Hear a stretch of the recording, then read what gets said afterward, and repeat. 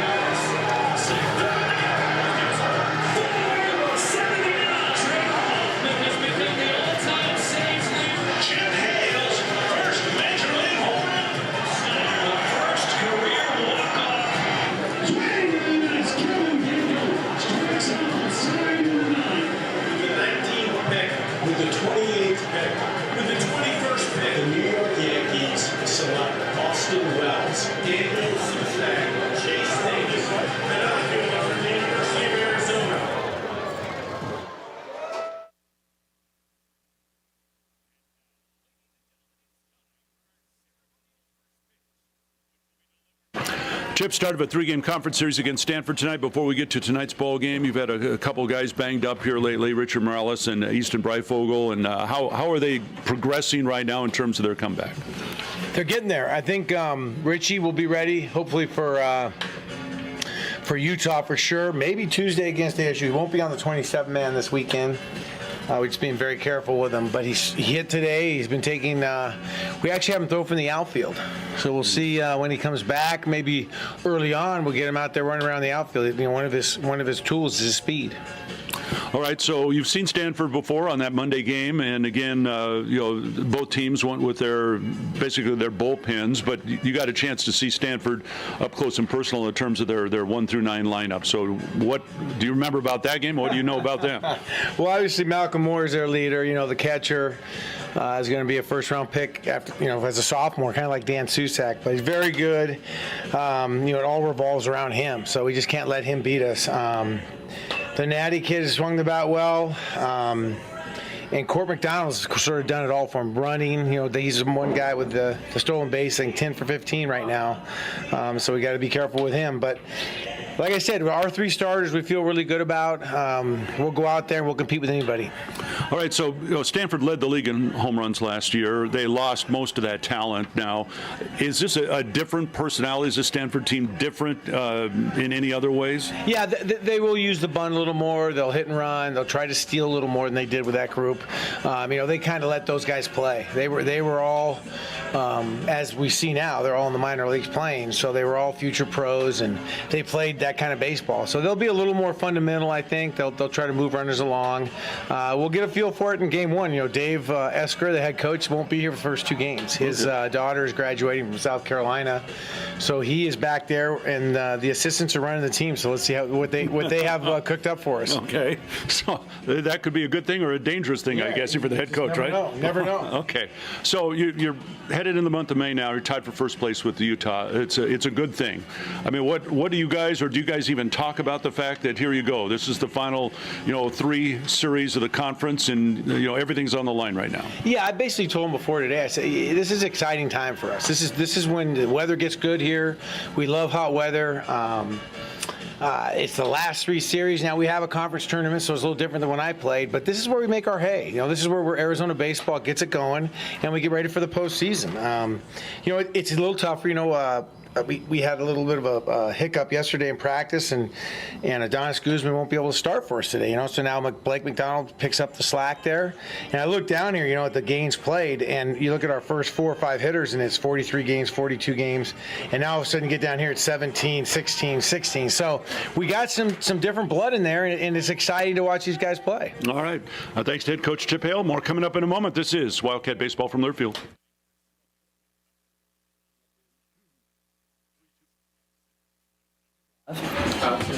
Live? No, recorded. No, so we can edit. All right, coming up at 3, 2, 1.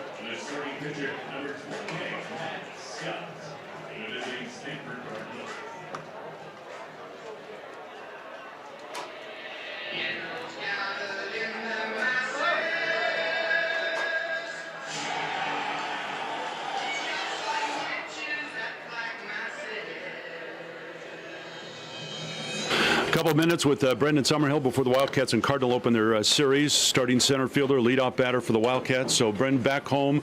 It's getting hot this time of the year, and Chip says he looks forward to that. He feels it brings out the best of the team. You've been through this now, your second year here. Do you feel that as well?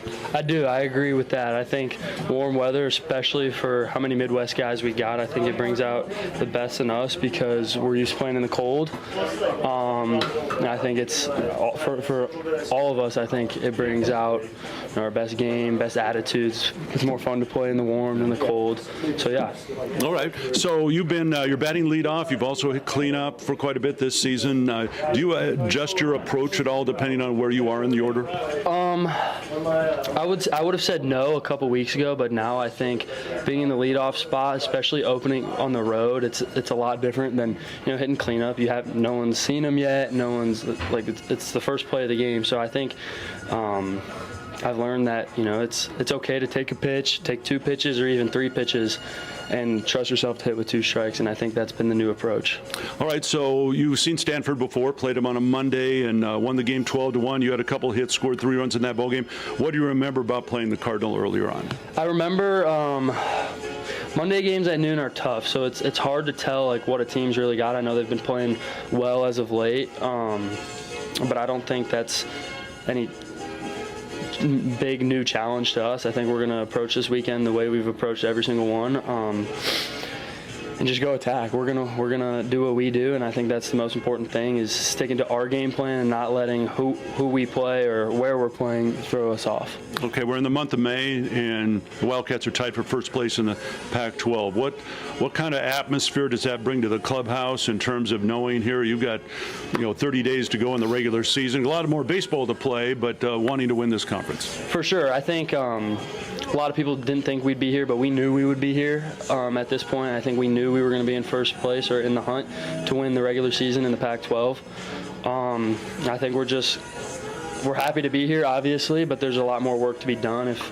Second place is the first loser, so we want to go win it, and I think it's going to bring out the best in us. All right, you're from Chicago, so I got to ask, Cubs or White Sox? Cubs all day. They lost a tough one to the Brewers today, but I think they're going to be good this year. I think they can make the playoffs and hopefully do some damage in October. Okay. Did you ever go to Comiskey or whatever they call it now?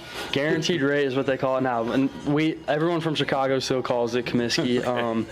But yeah, I did. It's actually super kid-friendly compared to Wrigley. Wrigley doesn't have a lot of things to do for the kids, but I think it's best ballpark in America still.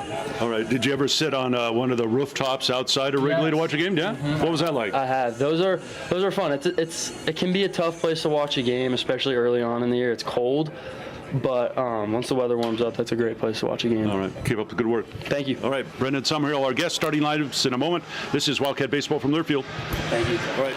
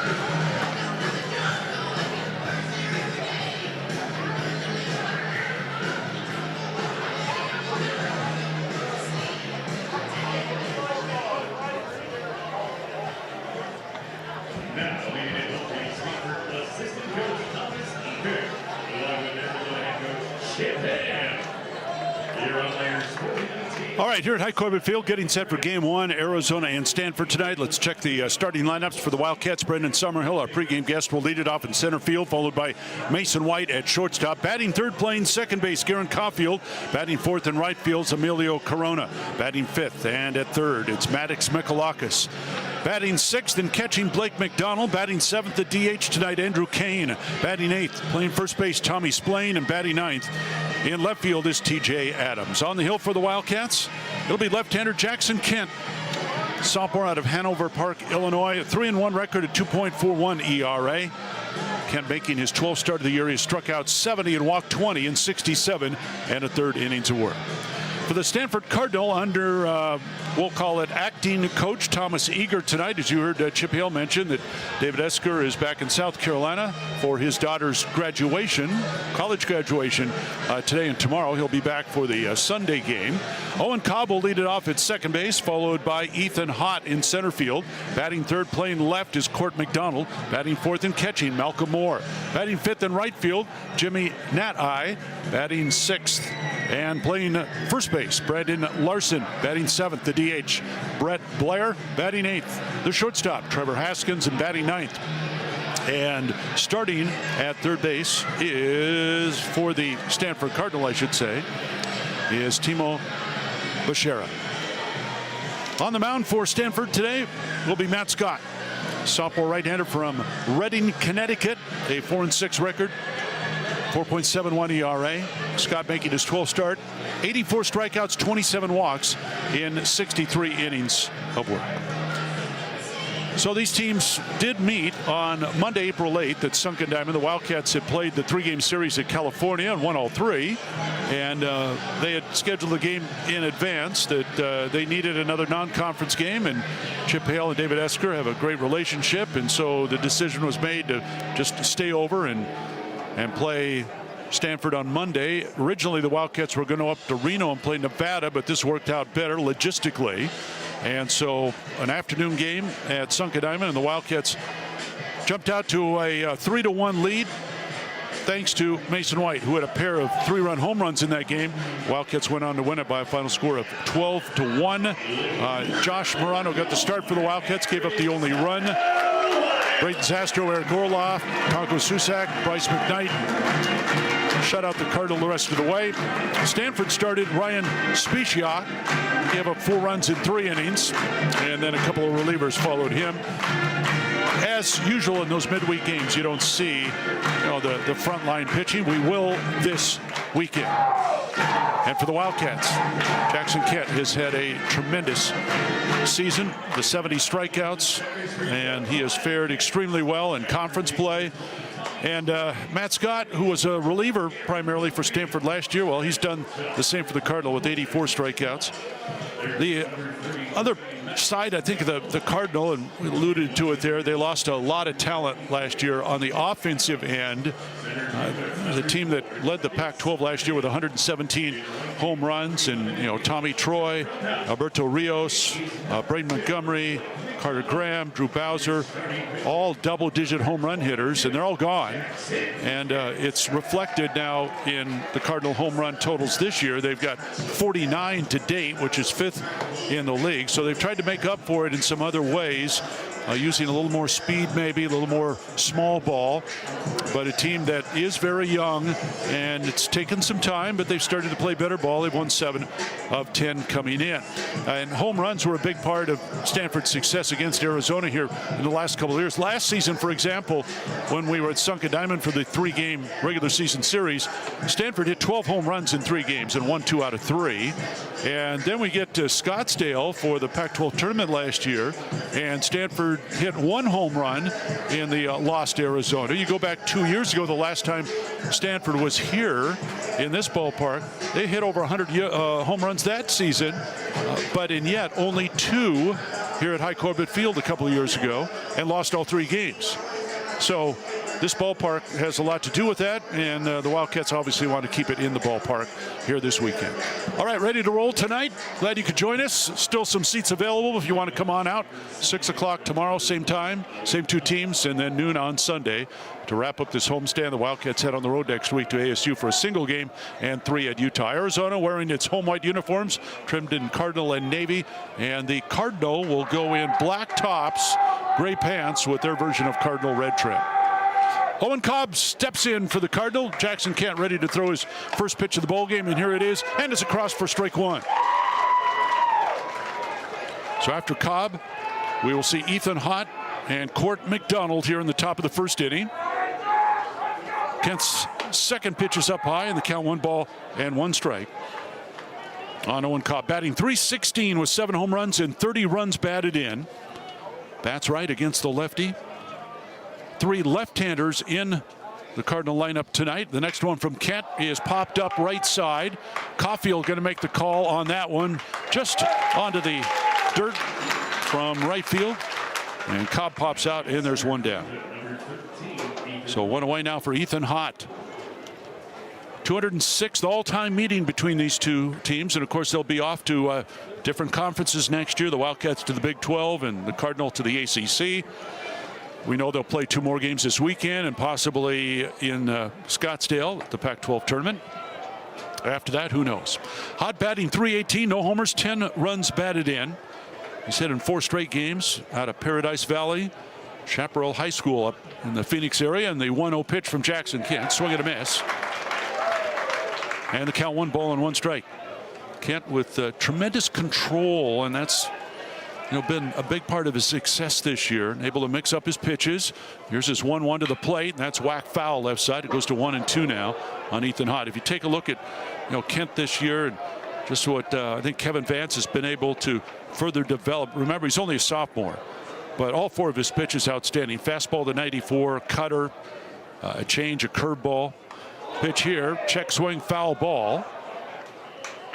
And so the count 1-2 on Ethan Hott, starting center fielder for the Cardinal. He is a sophomore, did not play last year. And some teams, they'll call you a red shirt. Stanford goes with the class. Here's a slow roller towards short, charging Mason White on the run. Fires to first for the out. There's 2 down. So good jump there by Mason White. Hott retired. 2 down now for Court McDonald. No score, just underway here at High Corbett Field. And Court McDonald on a young team, a sophomore. Didn't play much last year, only 10 games. It's out of Arlington, Texas. McDonald batting .340, 3 homers and 26 RBI, and the first left-hander to face lefty Jackson Kent. Kent out of the wind. First pitch, swing and a miss. Way early on that one, and the count 0-1 on Court McDonald. Malcolm Moore, who you heard Chip Hale mention, is on deck for Stanford. Kent out of the wind. Here's the 0-1 to the plate. Swing and a miss. Fastball at 94 up in the zone, and McDonald didn't come close, and the count goes to 0-2. Outfield straight away, pitch by Kent, swing and a miss. Kind of a feeble swing by McDonald. First strikeout for Jackson Kent, and the Cardinal go 1-2-3, and we go to the bottom of the first. Cats coming up next. This is Arizona Baseball from Learfield. Bottom of the first inning, Brendan Summerhill will lead it off for the Wildcats, and he'll be followed by Mason White and Kieran Caulfield, and they'll be facing right-hander Matt Scott, sophomore. 4-4 record. He's won his last 2. Check that 4-6 record. He's won his last 2 starts, beating Oregon and California. And last weekend in their rivalry series with the Bears, Scott went 5 1/3, allowed 5 earned runs on 10 hits. 8-6 was the final. Stanford got the win in that. And the Cardinal, again, they've been playing better baseball here of late. Kind of a slow start, and not a big surprise for a young team. They did win their first series of the season at Washington, and then lost back-to-back conference series to USC and Utah. Beat Washington State 2 out of 3. dropped 2 out of 3 at Oregon State, and they've taken 2 out of 3 from Oregon and Cal the last couple of weekends. So Scott, who was primarily a reliever last year, in fact, he faced the Wildcats twice in relief last season in that series at Sunken Diamond. And getting the start here tonight, his 12th of the year. And we'll face Brendan Summerhill to lead it off. Summerhill batting .331, 6 homers and 42 runs batted in. Left-hander against the righty Matt Scott. And Scott out of the line. Here comes his first pitch of the ball game, and it's taken for strike 1. Umpires tonight here at High Corbett Field, Scott Latendre calling balls and strikes. A.J. Lostagio is at first base. Mike Lucky at second. Blake Davis down at third. 0-1 the count on Summerhill, and the pitch missed down low. 1 ball and 1 strike on Summerhill. Looking to get back on track. He hasn't had a hit down his last 4 games. 0 for 17 over that stretch. Scott, that hesitation on the wind. The pitch fouled off. And the count 1-2 on Brendan Summerhill. Of course, if you've been away by any chance, 366 down the left field line, 410 the deepest part of the ballpark to the left field alley, 392 straightaway center, 405 to right center, and 349 down the right field line. The 2-1 pitch now from Matt Scott, and it's drilled foul left side. So it's 2-2 now on Brendan Summerhill. Getting things started here in the top or the bottom of the first inning. Summerhill stands. He's not a guy that crouches a lot at the plate. Knees slightly bent, bat back over his left shoulder. Scott's 2-2 to the plate. There's a tapper to the right side, but foul. And so it remains 2 balls and 2 strikes. Our temperature check is presented by Proactive Physical Therapy. Beautiful night here at the ballpark tonight. And after the Wildcats had to endure some cold days in Seattle last weekend, glad to see this. 87 degrees. 91 the forecast high tomorrow. 2-2 the count on Summerhill. And Scott delivers down low. Full count now at 3-2.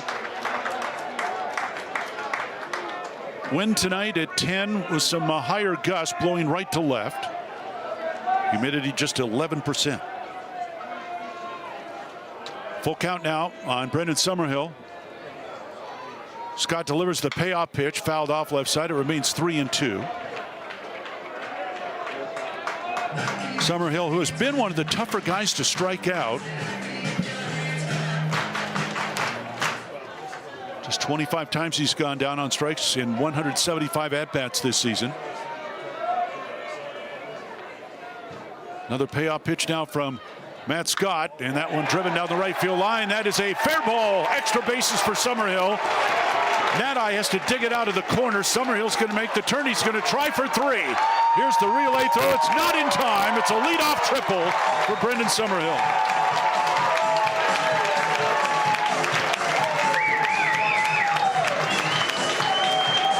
Well, the Wildcats, and they love this ballpark. They lead the Pac-12 in triples. They're 6th in the nation in that department. It's the 20th triple Arizona's hit this season. And it helps when you got a guy like Brendan Summerhill who just flies around the bases. That's his 6th 3-bagger. And the Wildcats have the go-ahead run at third base here in the bottom of the first inning with nobody out for Mason White. So Matt Scott here, I think he's got an equipment problem. It may be the pitch comm. We'll take a look. And they're going to check that. I was just going to see if that's their trainer out there or equipment. And it may be their trainer. They're not looking at his pitch comm right now. So, and it's on his pitching hand or his pitching wrist somewhere in there. And so got some pairs going on here to Matt Scott. So that'll give us a chance to update you on what's going on around the Pac-12. Everybody else playing tonight. And Arizona and Utah starting the night tied for first place, both with 14-7 records. The Utes are in Eugene to take on Oregon tonight. Oregon State is a game and a half back, and the Beavers will be in Pullman to open a series against Washington State tonight. Oregon 2 games out. Mentioned the Ducks hosting Utah. USC 2.5 games behind. The Trojans are 11-9 in league play. They will host California starting tonight. And then you got Stanford 3 games back. Cal and Arizona State are both 3.5. And then there's a gap there of 2.5 games before you get to Washington, Washington State, and UCLA.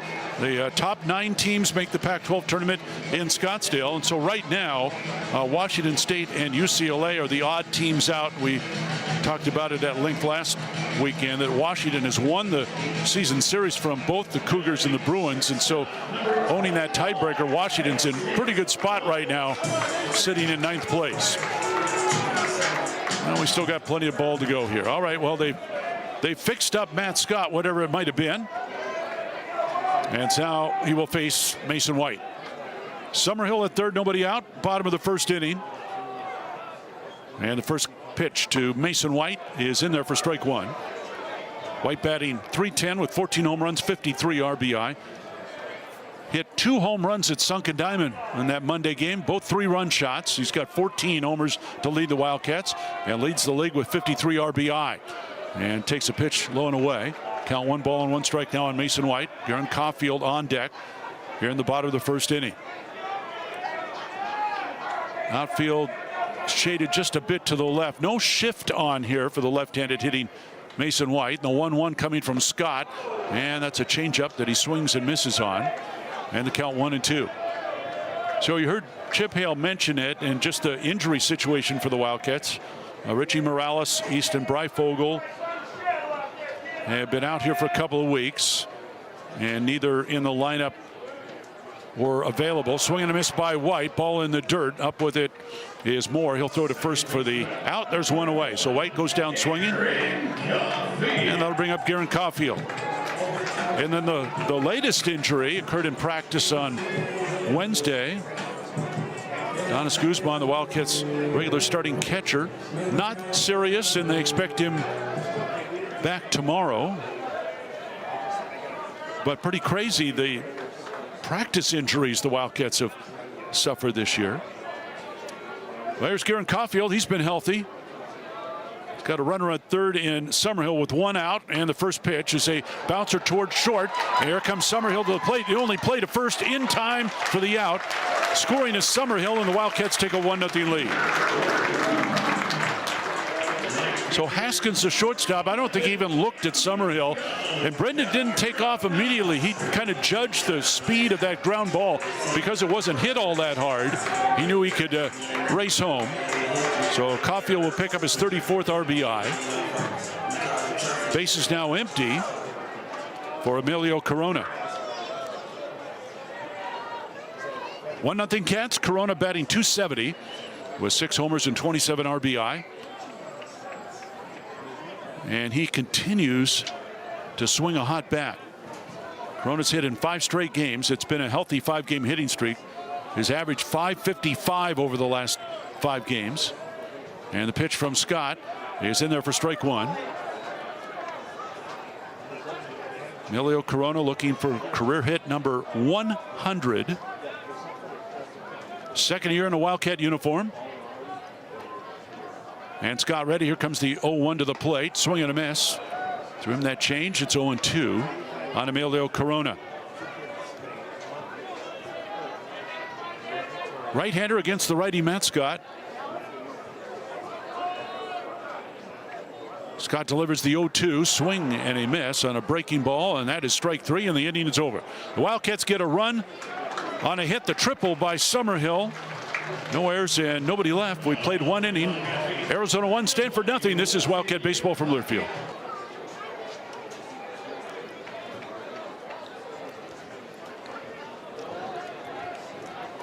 Top of the second, middle 3 for the Stanford Cardinal. Malcolm Moore, Jimmy Nat I, and Brandon Larson to face Jackson Kent. Kent retired the Cardinal in order first time around, and now facing Malcolm Moore, who's batting .245. 13 home runs, leading the club in that department. He's got 30 runs batted in. Left-handed hitting catcher.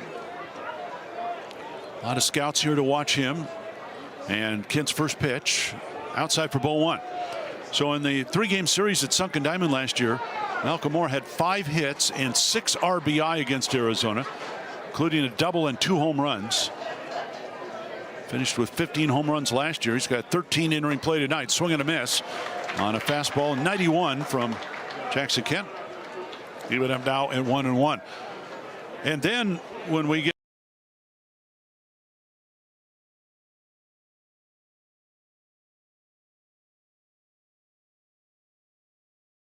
one and two, shift on here now.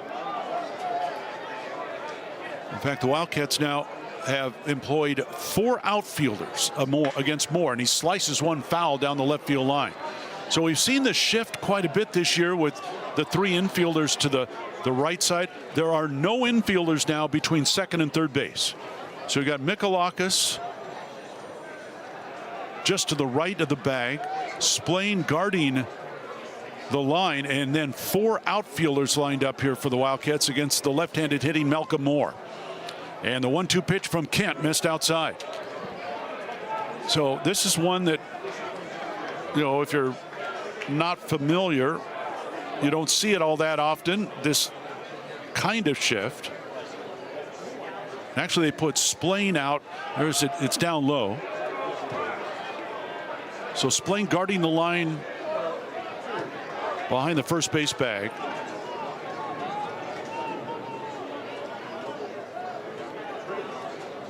Three and 2, and the pitch up high, ball 4. So the shift will shift elsewhere. Mason White, by the way, the shortstop, was playing essentially left field, and then you had, you know, TJ Adams playing kind of left center, but they'll go back to their normal spots now. Leadoff walk to Moore, and Jimmy Nat-Eye will come to the plate for Stanford. 1-0 Arizona. Top of the second.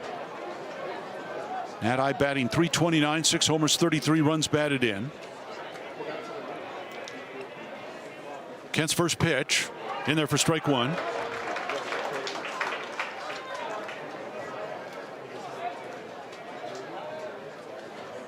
Nat-Eye, sophomore out of Sydney, Australia. He's hit in 6 straight games. Kent's delivery popped up back of the plate. That'll get out of play, and the count goes to 0-2 on Jimmy Nat-Eye. Tied for the team lead in base hits. He's pounded out 18 doubles, which leads the club, and tops Stanford in RBI with 33. Jackson Kent working from the stretch. He'll look over at Moore at first, and the pitch to the plate is fouled out of play down the right field line, and it remains 0-2. I mean, Nat-Eye's probably a good example of, you know, the new look Stanford team. He played in 23 games last year, had 8 starts, hit 114. And now with the losses they had to pro ball, he has stepped in and been one of their regular starters. Here's the 0-2 and taken just high, and the count goes to 1-2 now. And Jimmy Nat-Eye, Brandon Larson on deck for Stanford.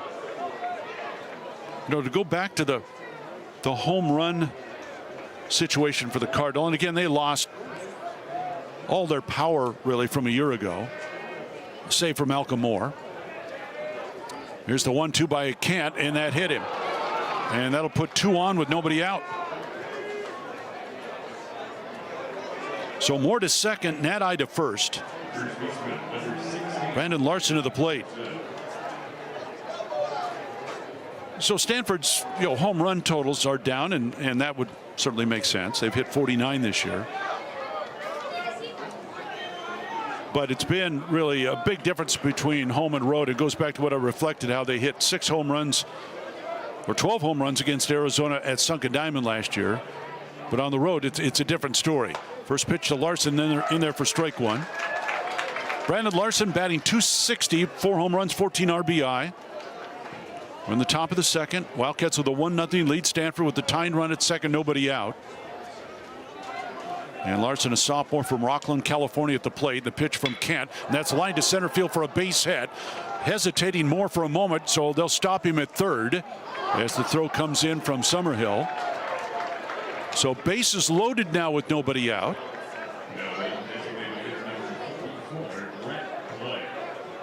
That'll bring up the DH tonight, Brett Blair. Moore at third, Nadi at second. Larson at first, Blair to the plate batting .455. Now he hasn't had, a lot of plate appearances this year. He's 5 for 11 at the plate, 2 doubles, no home runs. And the first pitch from Jackson Kent in the dirt and blocked there by McDonald.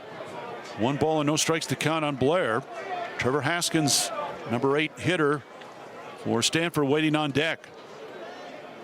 Well, the Cardinal here looking to jump right in front after Wildcats got a run in their first at bat. The pitch, swing and a miss. 1 ball, 1 strike on Brett Blair. Bats right against the lefty Kent.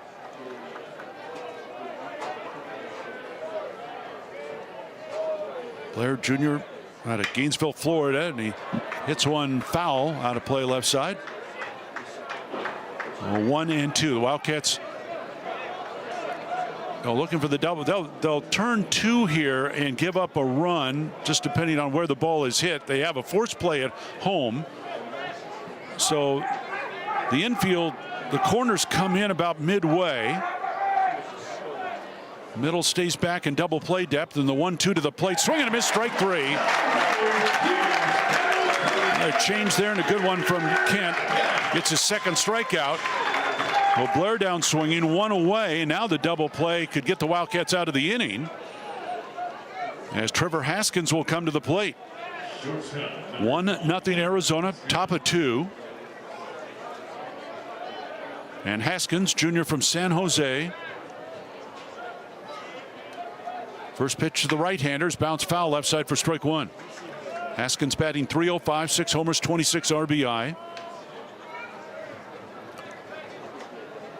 Didn't play a lot his first couple years at Stanford. Just 22 total games as a freshman and sophomore. Now a regular here as a junior, and the 0-1 to him. Strike on the inside corner, and the count 0-2. So Jackson Kent walks the leadoff batter Malcolm Moore, hits Jimmy Nadi, gives up a single to Larson, and now 1 out, bases loaded, and 0-2 on Haskins. And the pitch to the plate, missed up high. Fastball at 92, tried to get him to chase, and the count goes to 1-2 now on Haskins.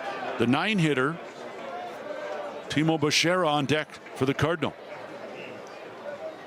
Outfield shaded to the right, infield looking for 2. Here's the 1-2 to the plate, hit in the air to center field. That'll score a run. Summerhill back on it, there to make the catch. Tagging is Malcolm Moore. He will head home, and we're tied at 1-1. Sac fly for Trevor Haskins. Picks up his 27th RBI. Nadi will tag at second and go to third. So first and third with 2 down for Bechara. Timo Bechara, right-handed hitting third baseman for the Cardinal. .309 average, no home runs, 14 RBIs. Been in a slump here. He's 4 for his last 20 at the plate. Kent's first pitch, swing and a miss.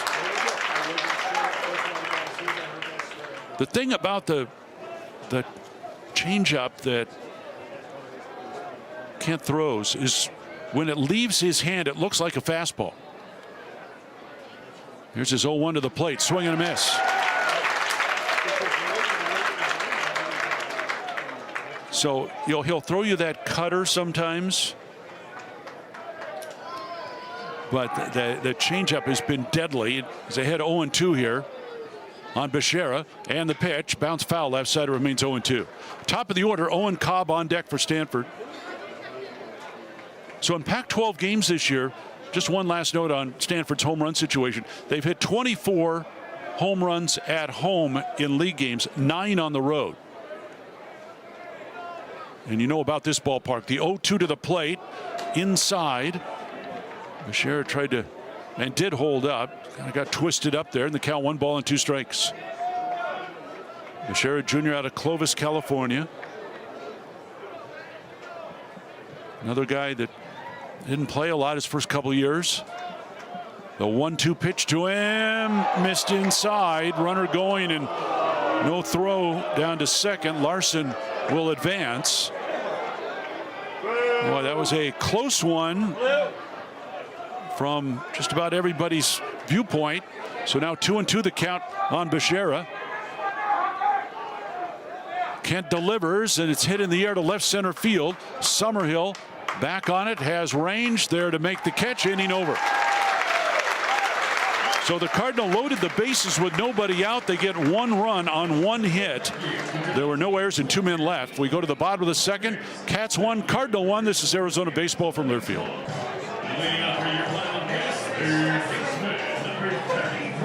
Bottom of the second, Maddox Mikalakis will lead it off for the Wildcats, and we'll see Blake McDonald and Andrew Kane in a 1-1 game. Mikalakis batting .263, a home run, 22 RBI. Another guy whose average has been climbing here over the last 8 games since he's moved onto the field when Richie Morales got hurt.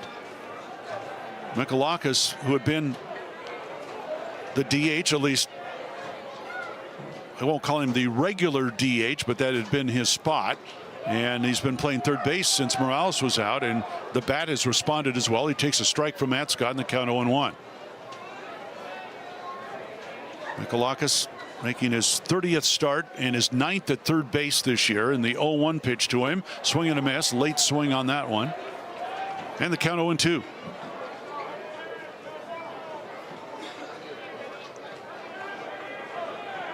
Again, the Stanford Cardinal not using a shift here against left-handers.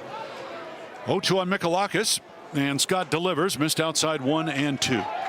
So who's got the toughest schedule here in May among the Pac-12 teams? And again, you take a look at the standings, and it's a crowded leaderboard. Stanford is 3 games out, and they're in 6th place. Here's the 1-2 pitch. Mikalakis swings and misses for strike 3. And there is now 1 away. 3rd strikeout for Matt Scott. If you look at the strikeout leaders around the Pac-12, Matt Scott leads the way. Kent and Cadiotti are tied for 3rd in that department. Grant Taylor of Oregon is 2nd in the league in strikeouts. So 1 down here in the second. Blake McDonald to the plate in a 1-1 game. And Scott out of the line. Here comes his first pitch now to McDonald. Low and outside for ball 1. McDonald, 9 of his last 18 at the plate with 8 RBI. Had a home run last weekend in Seattle. 1-0 pitch to him. Big swing and a miss. Fastball at 92 from Scott. Even up now at 1-1. So the toughest schedule, and I'm using my own methodology here, and it's based on your RPI average against the top 4 teams. Here comes the 1-1 to the plate, and it's bounced to the left side. That's a fair ball, scooped up there by Bashera. His throw to first goes right by Larson down the right field line, and headed for second is McDonald, who'll go in standing.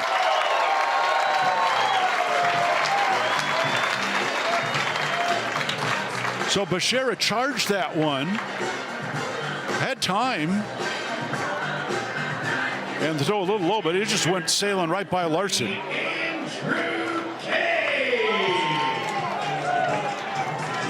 So Andrew Kane will come to the plate now. Chance to put the Wildcats right back in front. Kane batting .314. 2 homers, 13 runs batted in. Kane, another guy who's been inserted in the lineup here of late and has paid off both offensively and defensively. Redshirt freshman in from the left side against the righty Matt Scott. And the first pitch to Kane, low and outside, ball 1. 1 out, 1 on here in the bottom of the second. Kane waves that bat across the top of home plate. Scott with a look back at McDonald, 1-0, and that's ripped out to right center field. That's down for a base hit. McDonald's going to be waved around third. That ball's going to go all the way to the wall. Kane is headed for second. He'll pull in there with an RBI double, and the Wildcats back in front 2-1.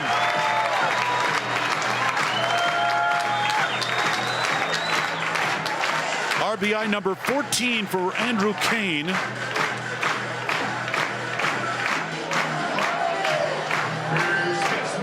So the Wildcats have jumped on a couple of opportunities here. Blake McDonald with a base hit goes to second on the throwing error. Charge to Bechara. And then McDonald comes home on the double by Kane. So here's Tommy Splain now with the runner at third and one away. Splain batting .236, 5 homers, 21 RBI. Scott's first pitch to Splain, missed outside, ball one. So Wildcats now with 3 hits on the night. Single, double, and a triple. The pitch to Splain, swing and a miss, waved at one outside. And the count 1-1 now, and Tommy Splain. TJ Adams waiting on deck. Well, is it too early to think this could be a high-scoring game? Ball and a strike to count to Tommy Splain, and Scott delivers, and it's in the dirt and blocked nicely by Malcolm Moore. So the count 2-1 on Splain. Wildcats have played good ball here at home, and they have 6 of their last 9 conference games here at the friendly confines. 2-1 the count on Splain. Scott checks the runner, pitch to the plate, takes a strike at the letters, and it's 2-2. Splain, he thought about swinging, you could see it, just couldn't pull the trigger.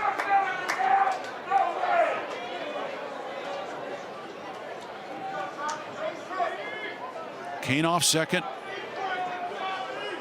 Scott will check in, and the 2-2 to Splain, taken outside. Good eye there. That tailed away, and Scott's trying to get the Wildcats to chase some of those pitches. It worked a couple times last inning. Now they're starting to keep a closer eye on those. 3-2 full count now on Splain. Scott will check Kane at second. The pitch, swing and a miss. There was that tailing away slider from Scott, and he gets his 4th strikeout of the night. So Splain down, 2 out here in the second. Now TJ Adams to the plate. 2-1 Arizona. Andrew Kane at second with 2 down now for Adams, batting .286. Freshman out of Mesa. Scott's first pitch fouled off for strike 1. Adams making his 7th start this year, all of them in left field, again with Breyfogle out. And Adams has hit the ball well, had a 3-hit game at Washington last Sunday. No balls and a strike to count on TJ Adams. Scott again will check Kane at second. The pitch, low and away there. Again, he's going back to that outside, trying to catch that outside corner, trying really to get the Wildcats to chase some of those outside. So the count 1-1 on TJ Adams, top of the order. Brendan Summerhill on deck. Scott set. Couple looks back. 3rd look back. And now the 1-1 to the plate. Low and outside. Well, we're in the bottom of the second. The Wildcats' big innings offensively this year have been the 3rd and 4th. After you've seen, everybody's seen a pitcher at least once. And already you can see the learning curve here. Guys that are seeing it for the first time. Of course, they get the message from everybody who's hit. Watch those sliders going away. Here's the 2-1 to the plate. And that's hit in the air to center field. Back on that one is Hot. Still going back. And it's over his glove and all the way to the wall. In to score is Kane. Around second is TJ Adams. He's headed for third. He's in there. RBI triple, and the Cats lead at 3-1.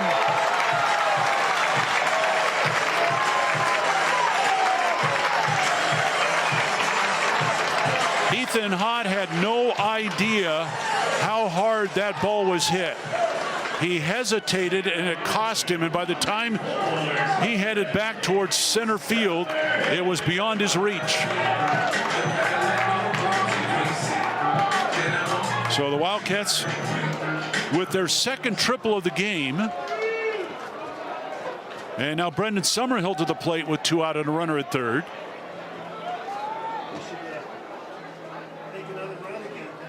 And Scott delivers. Summerhill takes a strike. Second RBI of the season for TJ Adams. And his second in the last 3 games, I should add. 0-1 the count. And the pitch fouled off left side. It's 0-2. I wondered there for just a second, would Adams try and score? It's good that he didn't, because Hott was able to get to the ball and get it back to the infield. Now, if that ball had been hit maybe towards the 410 marker, it's a possibility. 0-2 on Summerhill. Scott delivers. Summerhill hits it in the air to left. Back on that one, McDonald. Still back. Underneath it, backing up to make the catch. And the inning is over. The Wildcats had 2 runs on 3 hits. There were no errors, 1 man left. We played 2. Arizona 3, Stanford 1. This is Wildcat baseball from Learfield.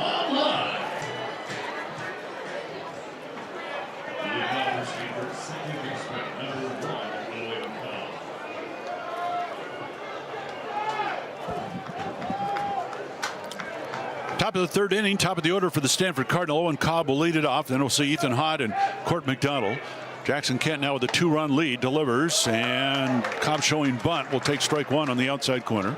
Cobb popped out to Garen Caulfield his first time up. Grad student out of Seattle.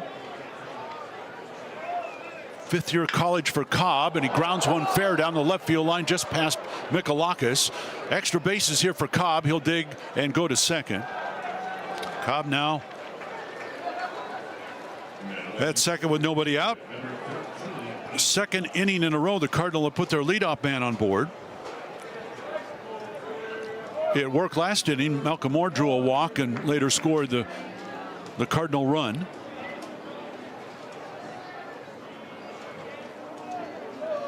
So Cobb at second, Ethan Hott at the plate. 3-1 Arizona. Hott grounded out to Mason White his first time up. And Kent delivers, grounded down the right field line. That's a fair ball. Around third, Cobb. He is headed home. He will score. RBI single for Ethan Hott. And it's a 3-2 Arizona lead. So Hott picks up his 11th RBI. And maybe we are in for a high-scoring game tonight. So here's Court McDonald to the plate. Nobody out. Runner at first base. Third hit for the Cardinal. McDonald struck out to end the first inning. Lefty-lefty matchup here. And Kent checks the runner. Throws the pitch. Showing bunt is McDonald. Takes it down low for ball 1. All right, so I got off track here mentioning, okay, toughest schedule in the Pac-12 amongst the teams here that are challenging for the championship. Here's the pitch, and it's hit in the air left field. Adams giving chase into foul territory, and that's going to get out of play. The count 1-1 strike now on Court McDonald. So this is strictly based on your RPI, average RPI. For example, Arizona's got Stanford, Utah, and Oregon State left, and the average RPI amongst those 3 teams is 61. Stanford has Arizona, ASU, and UCLA left to go. Average RPI 59. And a throw to first. They've got him picked. Splain to second. The throw's high, but in time is the tag by Mason White, and out at second is Ethan Hott. So Hott going. Jackson Kent, being a left-hander, could see it through to Splain, and Splain to White. And so now 1 out and the bases are empty. Third time that Hott has been thrown out, trying to steal this season. Meanwhile, the count on McDonald goes to 2-1.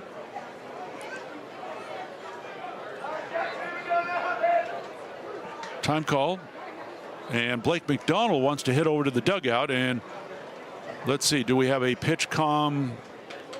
Looks like we might have had a equipment issue there. Now the technology, of course, that is employed now has helped speed up the games, but every once in a while that goes haywire. Here's the 2-1 to the plate. Ground ball down to Mikalakis. Up with it, he'll pump and fire to first for the out, and there's 2 away. So 2 away. So Stanford, by virtue of the 3 teams they've got left, has the toughest schedule here for the remainder of the season amongst, again, your top teams, your top, what, 7 teams now in the league. Utah has the second toughest schedule. They've got Oregon on the road, Arizona at home, and then finish at USC. And the team with the easiest month of May, just based on the average RPI of the teams they have remaining, is Oregon State. The Beavers playing in Pullman this weekend. They've got UCLA at home, and then they finish the season here at High Corbett. 1-0 pitch across for a strike. 1-1 now on Malcolm Moore. So the Wildcats have gone again to the shift with 4 outfielders. Mason White playing in the outfield. They do keep Mikalakis now on the left side. He was over right of second base in Moore's first at bat, and Moore fouls the pitch back. And now with 2 strikes, now Mikalakis is going to shift over. So there is nobody on the left side of the infield. You've got 3 infielders to the right, 4 outfielders against Moore. Moore drew a walk his first time up, to count 1-2 here. And Kent winds and delivers. Swing and a miss, strike 3. Well, no shift needed there. Inning over. The Cardinals get a run on 2 hits. They leave none. And we go to the bottom of the 3rd. Arizona 3, Stanford 2. This is Wildcat Baseball from Learfield. Bottom of the 3rd inning, Mason White will lead it off for the Wildcats, and we'll see Garen Caulfield and Emilio Corona. 3-2, Arizona with the lead. And White, who struck out his first time, we'll see Matt Scott for a second time. Scott now with 4 strikeouts on the night, giving him 88 on the season, which leads the Pac-12. In the last 2 starts Scott has had against Oregon and Cal, he's given up 5 runs in each of those games. White hits one in the air to right. Net eye over near the line, still on the run, tries to make a sliding catch, and he does in foul territory for out number 1. Wasn't sure Net eye could get there, and that was a great get for him. And 1 out here in the bottom of the 3rd. That'll bring up Garen Caulfield. Tonight's home run sponsor, Radiology Limited, invites you to see what's inside. If you have questions about your health or experiencing undiagnosed pain, talk to your doctor about how medical imaging can help you find the answers you need at Radiology Limited. We take care of those closest to you. First pitch here to Garen Caulfield, across for strike 1. Caulfield grounded out in the 1st inning, but that brought home the first run for the Cats as Brendan Summerhill scored from 3rd after his triple. 1-1 on Caulfield. Pitch, pop foul back out of play. And the count 0-2. Well, lots going on with U of A athletics, of course. Men's tennis hosting a regional today on campus, and made short order of Boise State winning 4-0. The Wildcats will next face Auburn tomorrow. Also on campus, here's the pitch to Caulfield. That missed. Women's tennis opens regional play tomorrow against Oklahoma.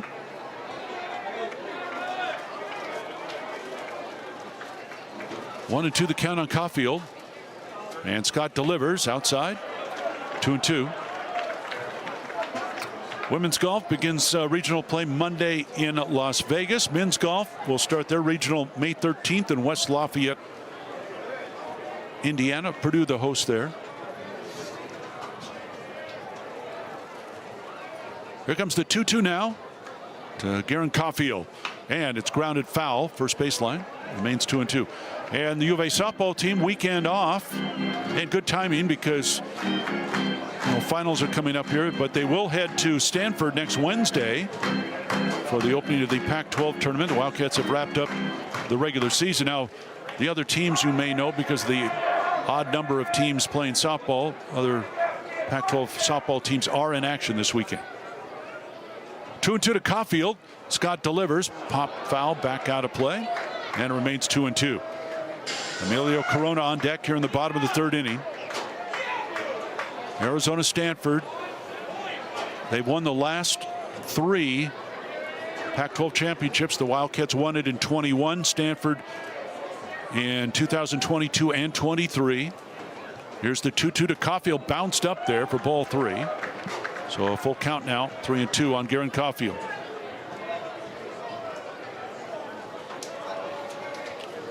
And the Cardinal, who have been a regular host as well, although that could very well end this year. They've hosted a regional 6 straight, but they'll need to win the Pac-12 tournament probably to do it again, and I doubt that. Here's a fly ball to left off the bat of Caulfield. McDonald giving chase. That's going to go off the top of the wall, and Caulfield headed for second. He will go in standing with a 1-out double. Well, the Wildcats swinging some big lumber here tonight. They have 2 doubles, 2 triples amongst their 5 hits. And now here's Emilio Corona to the plate. Cats with a 3-2 lead as we play here in the bottom of the third inning. Scott struck out Corona first time. Emilio, again, he's been hitting the ball. You could just see his vision, and I'm not saying eye doctor vision, but just he's seen pitches much better here the last month. Take strike 1 from Matt Scott. Corona, 5-game hitting streak. Scott looked back at Caulfield. Here's the 0-1 to the plate, taken inside, 1-1. I mean, Corona over his last 12 games, and that's really when things have started to pick up now. Last dozen ball games, Emilio is batting .404. Driven in 7 in that span. Here's the 1-1 pitch to him, and that's a swing and a miss. Fastball at 94 from Matt Scott. And the count goes to 1-2 on Emilio Corona. Maddox Mikalakis on deck. Wildcats have scored in their first 2 at-bats and threatening here in their third. Scott would look back at Caulfield, a 1-2 to the plate, and that's lined to center field. That's going to fall for a base hit. Around third comes Caulfield. Here comes the throw. It is cut off, and the Wildcats lead it 4-2. Emilio Corona now with a 6-game hitting streak, picks up his 28th RBI.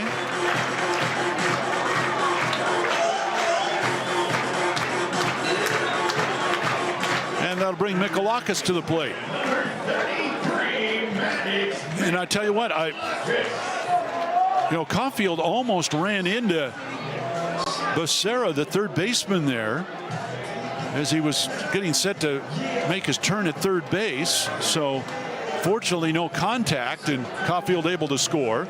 Thomas Eager is the pitching coach and acting head coach for the Cardinal, out to the mound. Nobody working in the Stanford bullpen. Wildcats now 4 runs on 6 hits off Matt Scott as we play here in the bottom of the third inning. If you joined us late, David Esker, the head coach of the Cardinal, not with the team tonight or tomorrow. His daughter Gabriel is graduating from South Carolina tomorrow. And so he and his wife have headed back there for that, and then he'll be back for the Sunday game. Of course, his son Xavier is on the Arizona roster.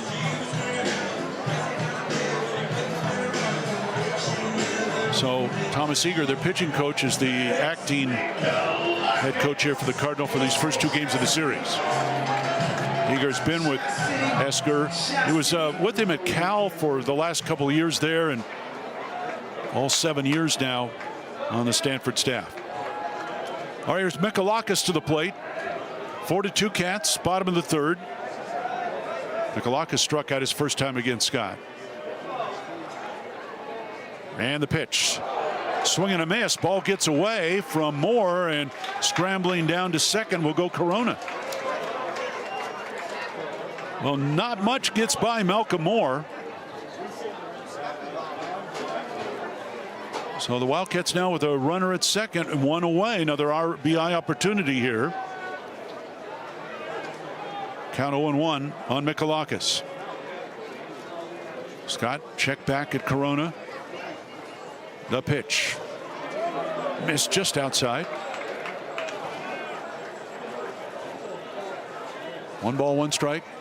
It will go as a wild pitch. Charged to Scott, his 5th of the year. Check that, his 6th now of the year.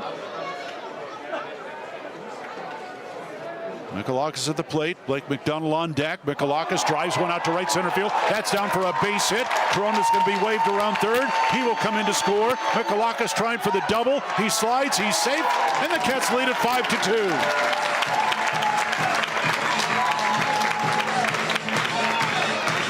Another extra base hit. 23rd RBI for Maddox Mikalakis.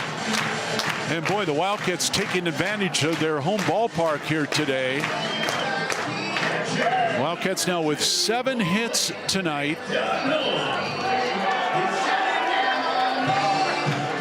3 doubles, 2 triples. And here's Blake McDonald. He just had an ordinary single his first time up, later scored. And the first pitch from Scott is taken for a strike at the knees by Blake McDonald. McDonald singled last inning, went to second on a throwing error by Bashir, the third baseman, then came home on the double by Andrew Kane. Here's the 0-1 pitch now from Scott. That's in the dirt, blocked by Moore. 1 ball and 1 strike the count on Blake McDonald. Well, so this has been it for Matt Scott. 3rd straight game he's given up 5 runs in a starting role. 2 weeks ago against Oregon, he went 5 innings, gave up 5 runs. 5 1/3 against Cal last weekend, gave up 5 runs. Here's his 1-1 pitch, swing and a miss. Fastball at 93, and the count 1-2 on Blake McDonald.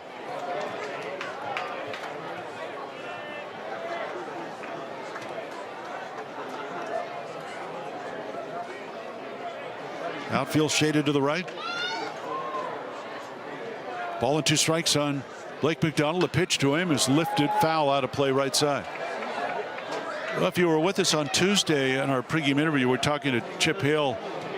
You know, the Wildcats, they did score, 8 runs on Sunday and lost that 1-run game to the Huskies. 3 runs, in their first 2 games of that series. And he talked about playing offense and not playing, statistics. Here's the 1-2 pitch now, and that's in the dirt, blocked by Moore. And I think a good example of it, I mean, when this team this year is at its best, they do what they're doing tonight with the bat. They're driving the ball. They're getting extra bases. Get guys on, get them in scoring position, bring them home. Here's the 2-2 now, and a check swing. Did he go around? He did for strike 3, and there's 2 away. McDonald tried to hold up, and he could not. 5th strikeout for Matt Scott. 2 out here in the 3rd. Give it up to Andrew Kane, who doubled in a run last inning. Well, Kane will come up there now with Mikalakis at second. Wildcats have added 2 more. They've got a 5-2 lead here in the bottom of the 3rd.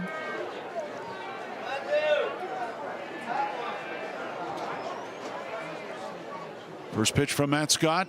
Big swing and a miss for strike 1. Kane's average now at .327 with 2 homers and 14 runs batted in.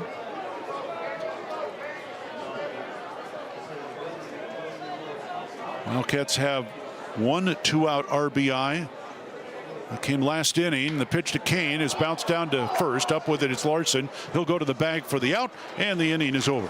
But the Wildcats had 2 runs on 3 hits.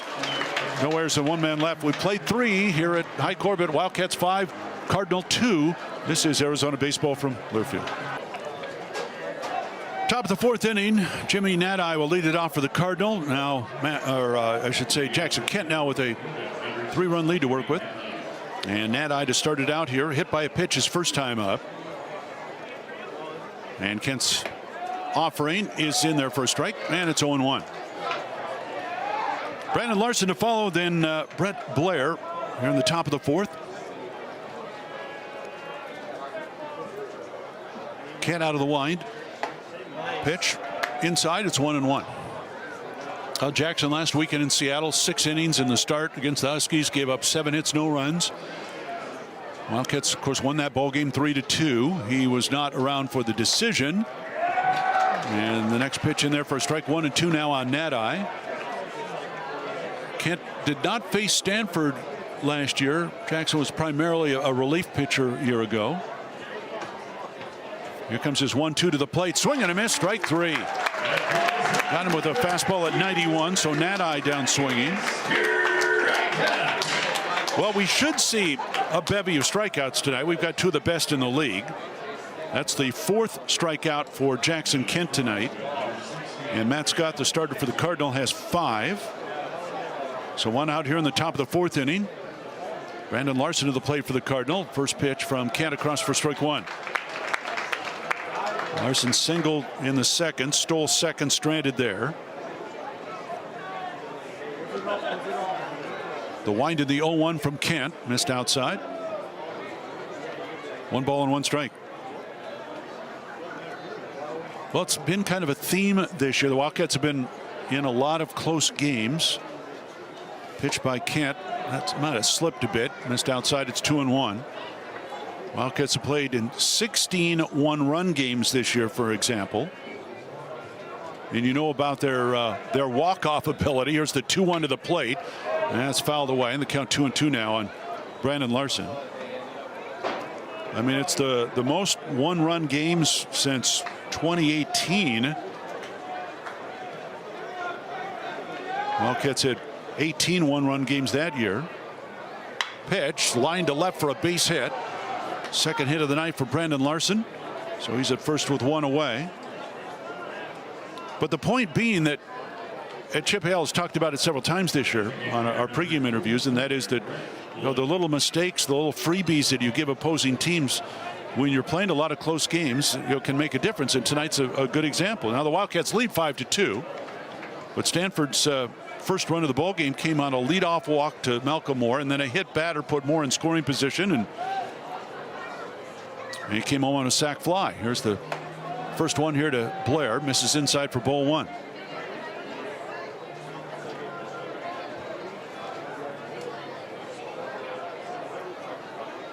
Larson at first. He's not attempted a stolen base this year. Splain holding him there. Kent with a look over and the pitch to the plate. Strike called inside corner. The count 1-1 now on Brett Blair. Blair struck out in the second inning. DH tonight for the Cardinal. The pitch. Strike on the inside corner again.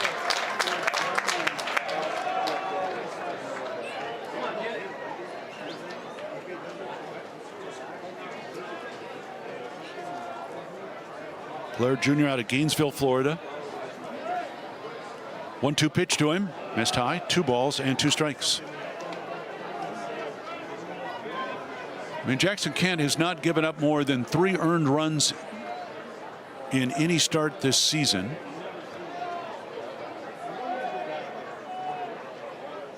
Here's the 2-2 to the plate. Bounce foul, third baseline, and it remains 2-2. And the only 2 times he's given up more than 2 earned runs, 3 to San Diego on the road, and 3 at USC in a win. Wildcats lost that game at San Diego 10-8. 2-2 the count on Brett Blair. That's right against the lefty Kent. Jackson's pitch. Did he go around? He did for strike 3. And there's 2 down. So 5 strikeouts on the night now for Jackson Kent. Gives him 75 on the season. And Trevor Haskins will come to the plate. 5-2 Arizona. We're in the top of the 4th. Haskins brought home the first run of the ballgame for Stanford on a sac fly. Picked up his 27th RBI. Pitch here. Nice one. Dropped in there for a strike. It's 0-1 on Trevor Haskins. Haskins last year again played in only 12 games, had 2 hits, a single and a home run. And the 0-1, and that hit him. Second man that Kent has hit tonight, and that was a 93-mile-an-hour fastball on top of that. So Haskins to first, Larson to second. Timo Bechara will come to the plate. I mean, Jackson Kent had only hit 4 batters in 67 innings coming in tonight. Hit Nat I in the second. I just mentioned how that put Moore in scoring position.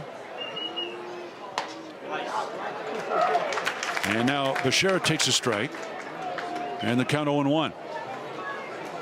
So Larson at second. Haskins at first. Bechara at the plate. He's 0 for 1. Fly ball out to Summerhill. That ended the second inning. Kent will check the runners. Pitch to the plate. Waved at and missed. It's 0-2. Bechara 4 for his last 21 at the plate.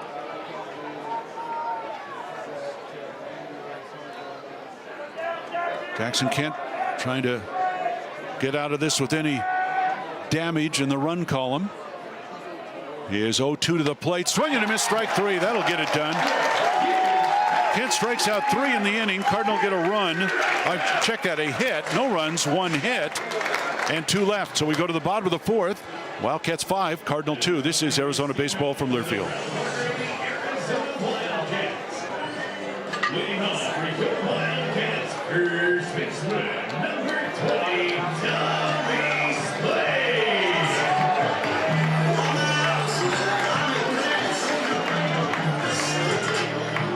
All right, go to the bottom of the 4th inning. Tommy Splain will lead it off for the Wildcats.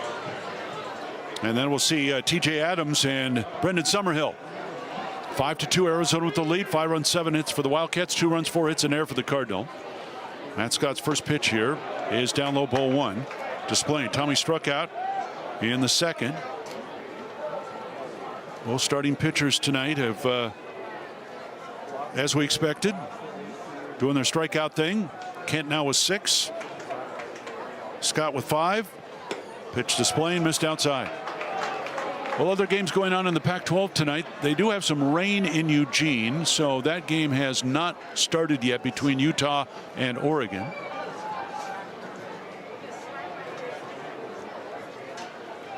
Here's the 2-0 now to Splain. Popped up, foul out of play right side. The count goes to 2-1. USC with an early 1-0 lead on California, top of the 3rd. Arizona State out 4-0 in the bottom of the 2nd now against Washington. Just underway in Pullman. Oregon State and Washington State no score, bottom of the 1st. Splain takes a strike on the inside corner. It's even up now at 2-2. UCLA and Cal State Fullerton playing tonight in Anaheim. The Bruins out of conference play this weekend.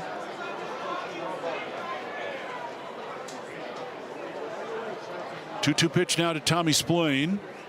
And strike 3 call. A little hesitation there by Scott Latendre, the home plate umpire. 6 strikeout now for Matt Scott. 1 out here in the 4th. TJ Adams will come to the plate. 5-2 Arizona. The story of the ball game for the Wildcats so far tonight has been their extra base hits. They've got 5 of their 7. 3 doubles, 2 triples.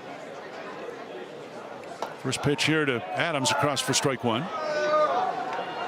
TJ tripled in a run his first time up.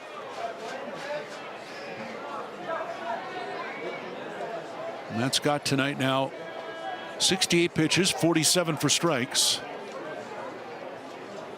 And his 0-1 missed up high. 1 ball and 1 strike on TJ Adams. Top of the order, Brendan Summerhill on deck. Game 1 of 3 here at High Corbett this weekend. 6 o'clock tomorrow. Clark Candiotti going for the Wildcats and Christian Lim for the Cardinal. Ground ball left side. Bashir, the third baseman, up with it. He'll fire to first for the out. Adams retired. 2 down here in the 4th. And now we go to the top of the order. And Brendan Summerhill. Wildcat fans, get ready for another rockin' season with a better tasting, healthier protein beverage. Rockin' Protein. Rockin' Protein, official protein beverage of Arizona Athletics. Well, nobody happier with that first inning triple that Brendan Summerhill hit than Brendan Summerhill. He had been in a little slump. 0 for 17 over his last 17 before that one. And got that triple. Scored the first run for the Wildcats. Fly ball out in the second.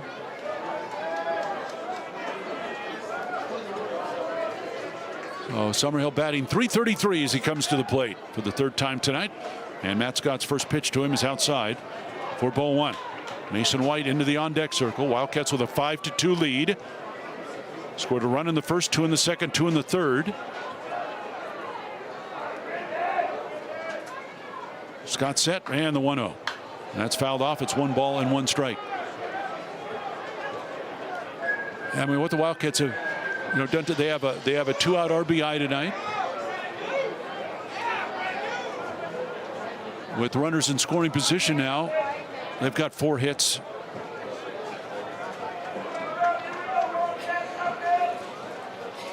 One pitch to Summerhill, and that's driven to the first baseman, Larson, who makes the catch, and the inning is over. 3 up and 3 down. We played 4 here at High Corbett. Wildcats 5, Cardinal 2. This is Wildcat baseball from Learfield. To the top of the 5th inning, top of the order for the Cardinal. Owen Cobb will lead it off. And then we'll see Ethan Hott and Court McDonald. 5-2 Arizona with the lead. Jackson Kent on the hill for the Cats. And his first pitch here, the 5th, is taken for strike 1. So interesting comparison between these two starting pitchers. Again, we expected some good stuff out of both guys. Kent has gone 4 innings. He's allowed 2 runs on 4 hits, 1 walk, 6 strikeouts.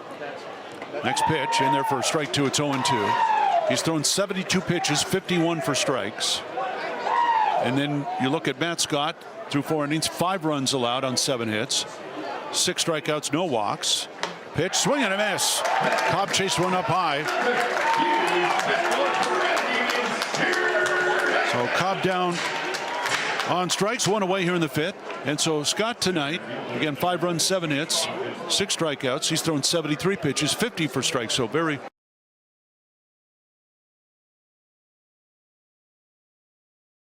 two tonight against Jackson Kent, and the first pitch in there for strike 1. So Kent now with 7 strikeouts. His 0-1 to the plate, and that's driven past Mikalakis down the left field line. And Hott's going to make the turn. He's going to try for second. Here's the throw from Adams, and not in time. Sliding in there safely with a double is Ethan Hott.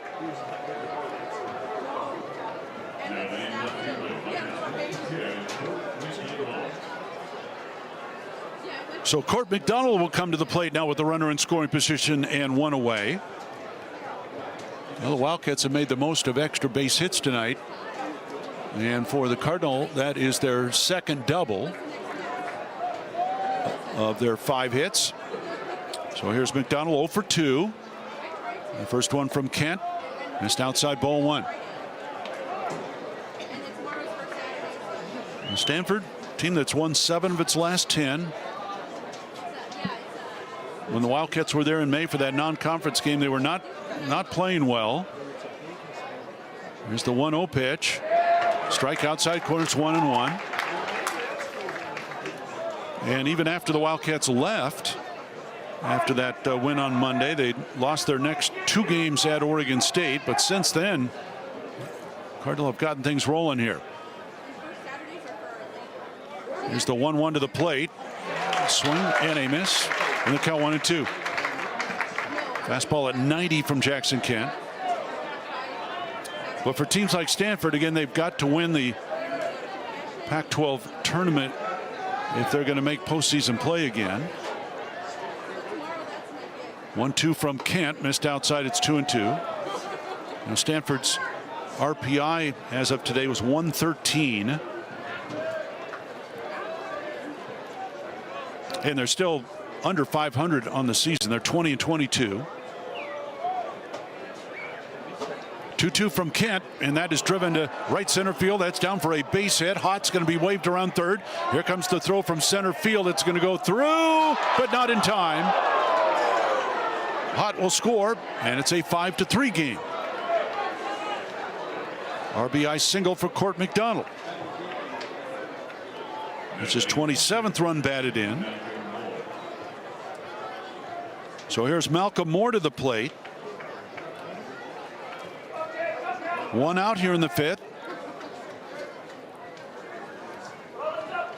And the Wildcats here are not going to go to their 4-man outfield, which they had the first 2 times Moore was up.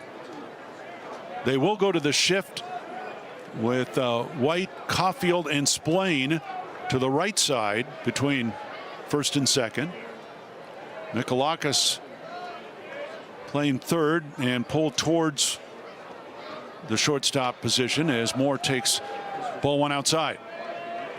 Well, Moore walked to lead off the second, later scored the first run for the Cardinals, struck out to end the third.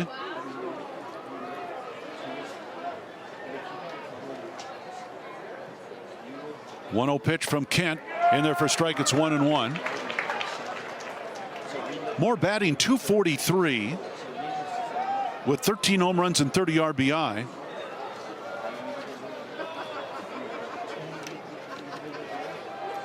Lefty-lefty matchup, and Kent to first. That'll chase McDonald back to the bag. You know, Moore last year hit .311 with 15 home runs, 63 runs batted in. So his average down, home runs up. He's got 13. He finished with 15 last year in 64 games. And takes a strike here. It's 1-2. And he's hit 13 home runs in 42 games so far this season.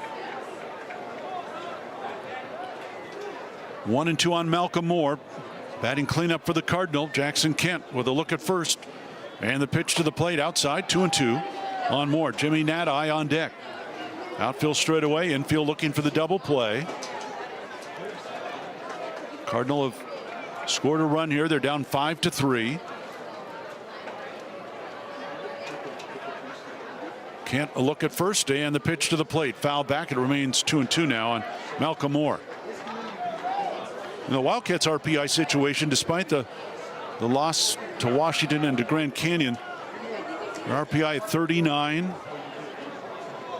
They played the strongest schedule in the Pac-12.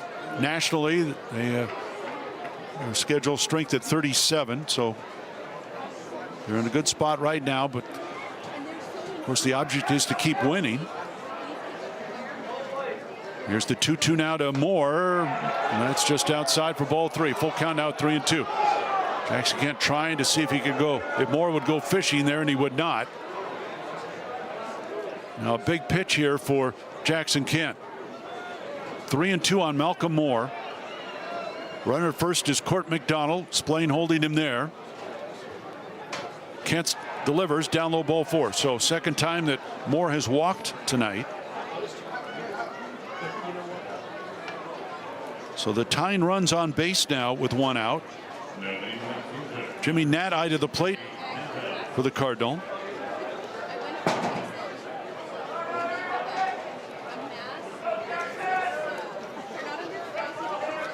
And we're going to have a pinch hitter here, I believe. For Nadai, Kevin Vance is out.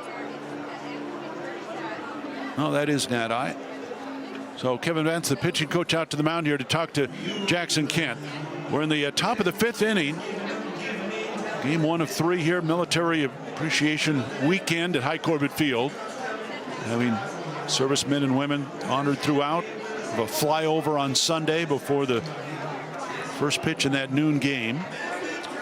We'll check the other scores for you here around the Pac-12. And still USC 1, California nothing, top of the 4th. ASU leading Washington 4-0, end of 3. And Oregon State up 1-0 on Washington State, top of the 2nd. Utah at Oregon has not started. They've been delayed due to rain in Eugene.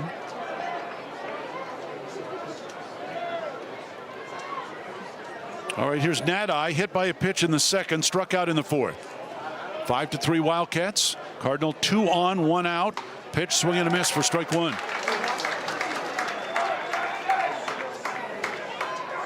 Brandon Larson would be next. Cats again looking for that double play. And if you're wondering, Nadi is grounded into 1 so far this season. A pickoff to 2nd, but back in time is McDonald.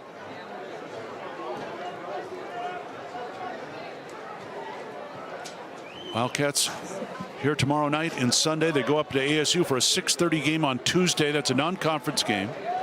And then playing Salt Lake City Friday, Saturday, and Sunday. Here's the 0-1 to the plate, down low and blocked by McDonald.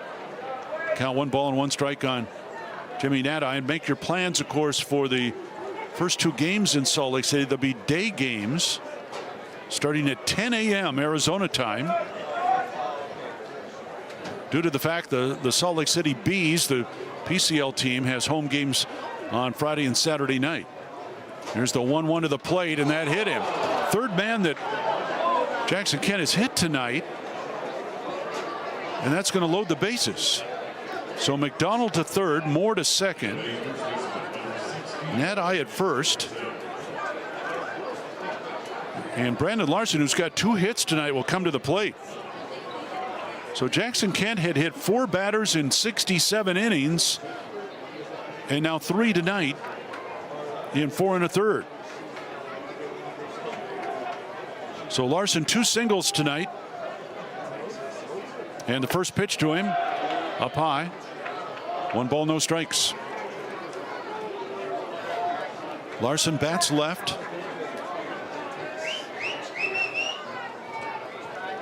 Sophomore transfer from UC San Diego. The 1-0 from Jackson Kent, fouled off. It's 1-1. Well, Larson has matched his season high in hits with 2. He had 2 against Cal last weekend.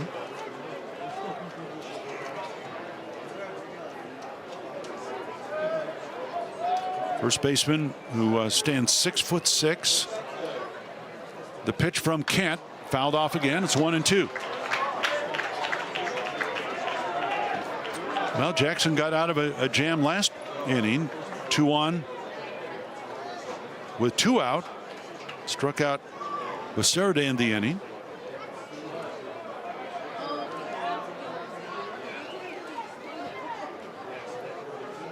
Here's his pitch, low and away. 2-2 now on Larson.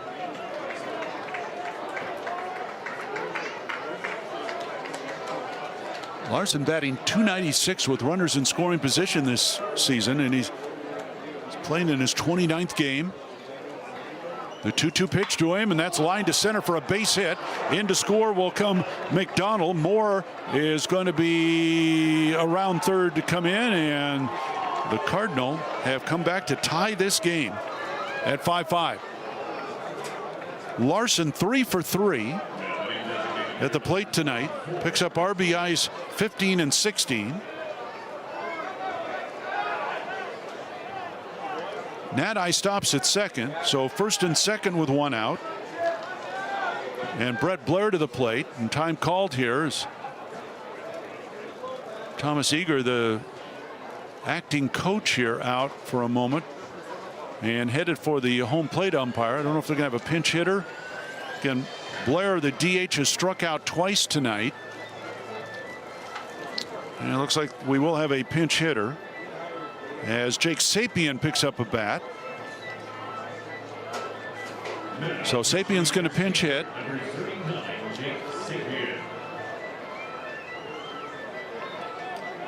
Two on, one out, 5-5 game here in the fifth.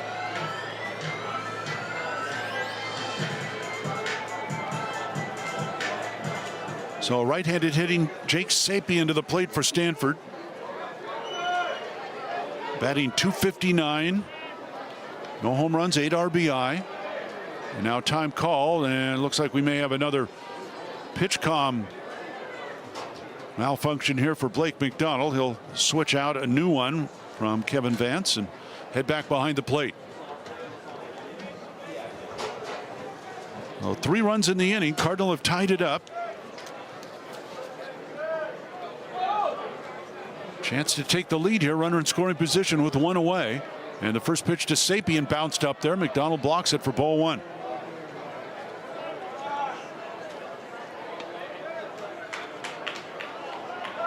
Oh, this is, you could call it the toughest night here for Jackson Kent this season.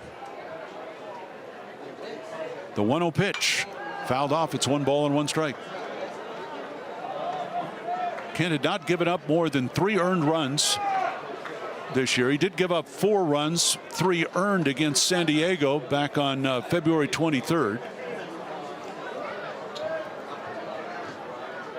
All 5 runs tonight are earned. And the 1-1 from Kent, and that's driven foul into the screen above the first base dugout. It remains 1-2 on Jake Sapien. Pinch hitting here for Blair, the DH.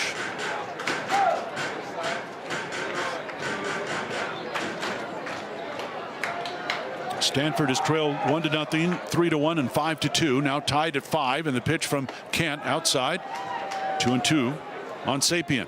Trevor Haskins on deck. Well, Stanford, a pretty good hitting team. 291 as a squad, 4th best in the league.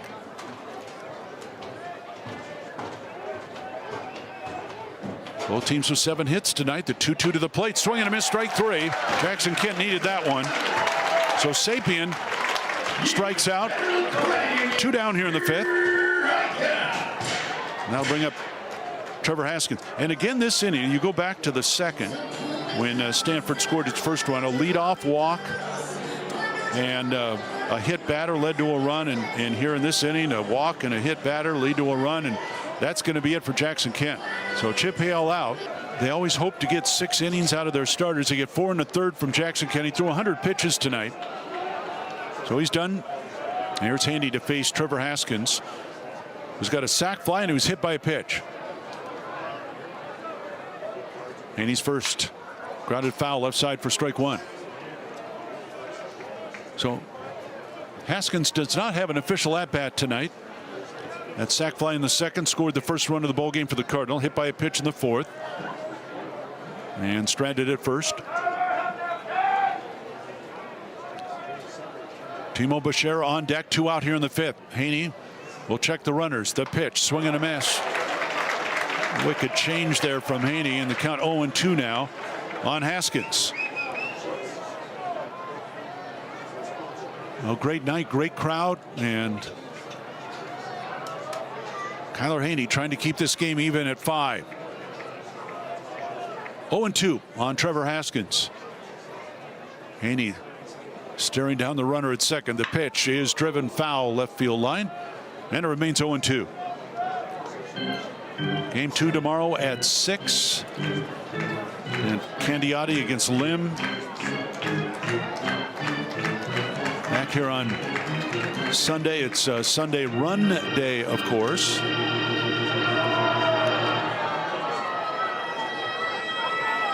Final game of the series will get underway at noon.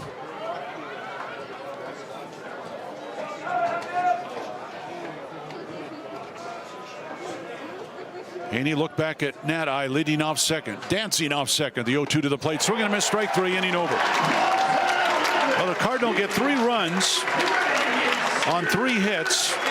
No errors, 2 men left. We go to the bottom of the 5th, all even. Arizona 5, Stanford 5. This is Wildcat Baseball from Learfield. All right, bottom of the 5th inning, Mason White leads it off for the Wildcats. And then we will see Garen Caulfield and Emilio Corona. 5 runs, 7 hits Arizona. 5 runs, 7 hits Stanford.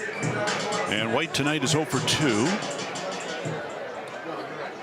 There is some activity starting down in the Stanford bullpen.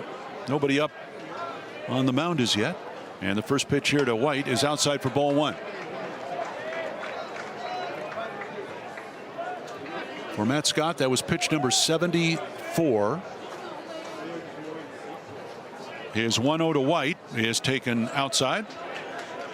2-0 to Mason White. So Scott has struck out 6. He's walked none.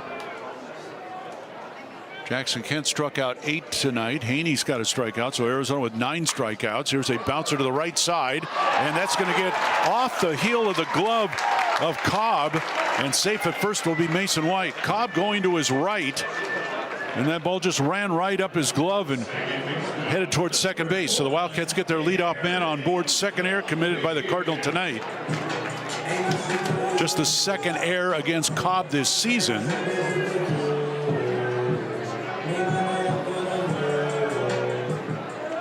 So the Wildcats had their leadoff man on board in the first inning. That was a triple by Summerhill. He scored. Leadoff man on board here in the 5th. Garen Caulfield to the plate. And Scott will throw to first. White back in time. Caulfield tonight grounded out in the first, and that brought home Summerhill with the first run. And doubled and scored in the 3rd. 5-5 score here in the bottom of the 5th. And Scott working from the stretch. And he'll throw to first again. White back in time.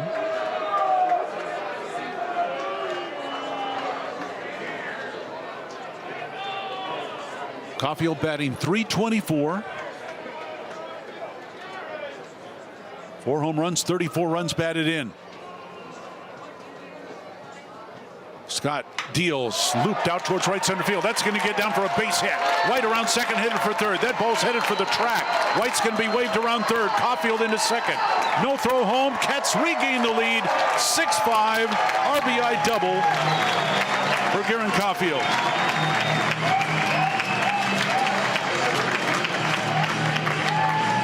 So Garen now with 35 runs batted in on the season.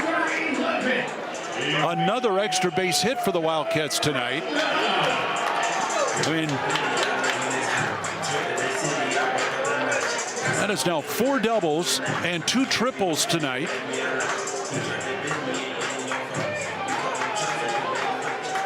And here's Emilio Corona to the plate. 6-5 Cats, bottom of the 5th.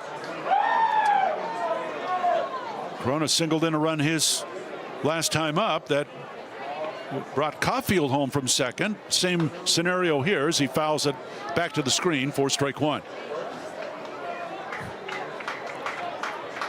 Well, the Wildcats were shut out last inning for the first time tonight. They bounced back here in the 5th with a run and chance for more. Caulfield at second, nobody out. 0-1 on Corona. And Scott delivers, swing and a miss, and it's 0-2. So Jackson Kent gives up a season high 5 runs.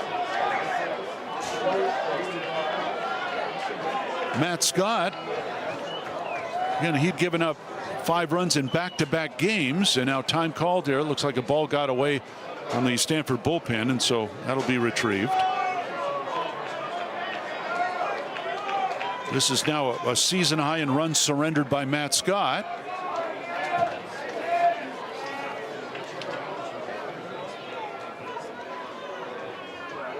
Oh, 0-2 the count on Corona. Scott checking Caulfield at second. Look back again, pitch to the plate, outside, and the count 1-2. Right-hander up and warming up for Stanford.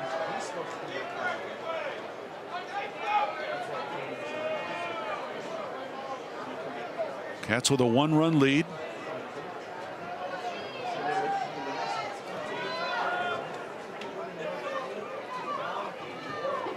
Scott's 1-2 to the plate, missed inside, and Corona had to skip away from that one. And the count even now at 2-2 on Emilio Corona. He's hit in 6 straight. He's batting over 400 now in his last 13 games. His average bumped up almost 60 points now in his last 13 games. And just keep in mind, this is a guy that hit .336 last year, and so slow start, but continues to climb up the ladder. 2-2, and now I wonder if Matt Scott's what the problem with him is. Now, earlier the trainer came out, and now he drops his glove. I wonder if he's just got a cramp or what it is. One of the umpires over to try and help him out, or is there something wrong with his sleeve? He's been kind of tugging at his left sleeve, had his hand up his sleeve there, dropped his glove. One of the umpires trying to help out. A couple of his teammates have come over now. He's got his back to us, so I'm not sure exactly what they're trying to accomplish there. Well, maybe it just, they got an American flag on their left sleeve, and I don't know if it just got tangled up or rolled up there, but all repaired. And back to work. 2-2 on Emilio Corona. Caulfield will take his leadoff second. Outfield to the left, and the 2-2 to the plate, and that's hit high in the air but out of play down the left field line. It remains 2-2 on Corona. Wildcats have won 16 of their last 20 games. They put themselves in a great spot, tied for first place, entering play tonight with Utah, and they play the Utes next weekend in Salt Lake City. Ranked 21st in the D1 poll this week. Here's the 2-2 again, and that missed outside. Full count, 3-2 now on Emilio Corona. Now keep in mind, Stanford was picked to finish second in the league this year behind Oregon State. And with the numbers Stanford lost, I'm kind of surprised. A lot of that voting may have just come because of the strength of the program. Here's the 3-2 now to Corona, swing and a miss, strike three. And there's one away. Second time Corona has been struck out tonight by Matt Scott, so one down now for Maddox Mikalakis. A run in here in the fifth. The Wildcats with a 6-5 lead. I mean, Arizona was picked to finish ninth, Stanford second, and they've reversed roles. The Wildcats tied for first. Stanford right now in sixth place. Well, we're into the last month of the regular season. A lot on the line. Mikalakis at the plate. First pitch to him. Foul back for strike one. Maddox drove in a run with a double in the third. He's 1 for 2 tonight.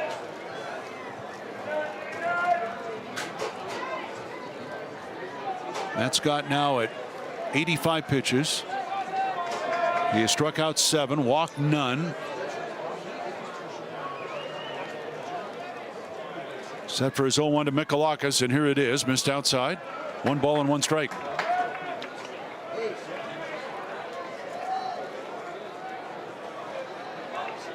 Well, it would appear that Stanford's got a reliever ready to go here if needed.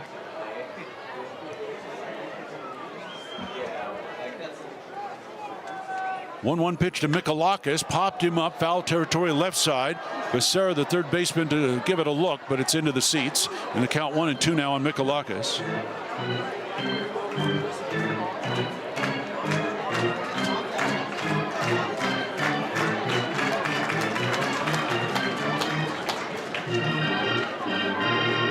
Inning started on error, charged to Owen Cobb, just his second of the season. That allowed Mason White to reach.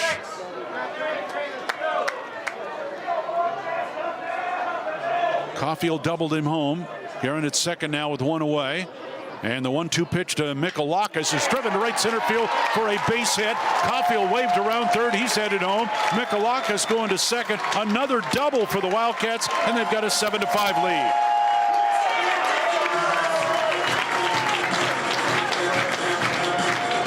Mikalakis with his second double of the night and his 24th RBI.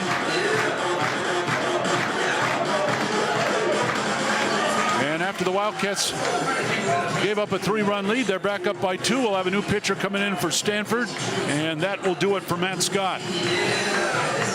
So with a runner at second, 1 away, Blake McDonald to the plate. We'll tell you about the new Stanford pitcher when we come back. All right, Stanford will turn to right-hander Ryan Speciak here in the bottom of the 5th inning, a freshman out of Goleta, California. Wildcats saw him earlier in that non-conference game. Speciak is 0-3 with a 7.56 ERA. This will be his 14th appearance, 10th in relief this year. He's thrown 25 innings, allowing 21 earned runs, 22 hits, 20 walks, and 22 strikeouts for Speciak. And we'll face Blake McDonald here with Mikalakis at second, 1 away, 2 runs in. Wildcats lead at 7-5. 5 doubles tonight for the Wildcats.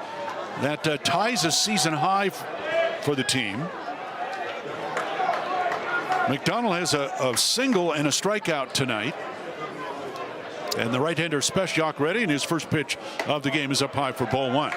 Speciak got the start and the loss in that non-conference game to the Wildcats back on April 8th. He went 3 innings, allowed 4 runs on 4 hits, struck out 2, walked none. Ball and no strikes on Blake McDonald. And the next one is taken for a strike. It's 1 ball and 1 strike. McDonald now 10 for his last 20 at the plate over his last 6 games. Of course, he platooned earlier behind home plate with Donis Guzman, and the pitch to him here missed inside.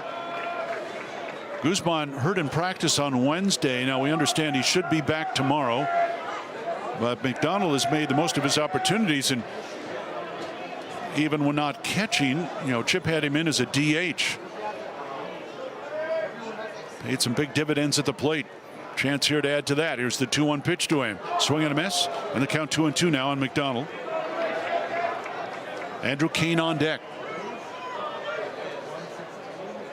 Well, both starters tonight, don't get out of the 5th inning. Unusual for both starters. Speciak's 2-2 now to McDonald, taken up high. Good eye there. Full count now at 3-2. Andrew Kane waiting on deck. 2 runs in. Mikalakis at second with 1 away.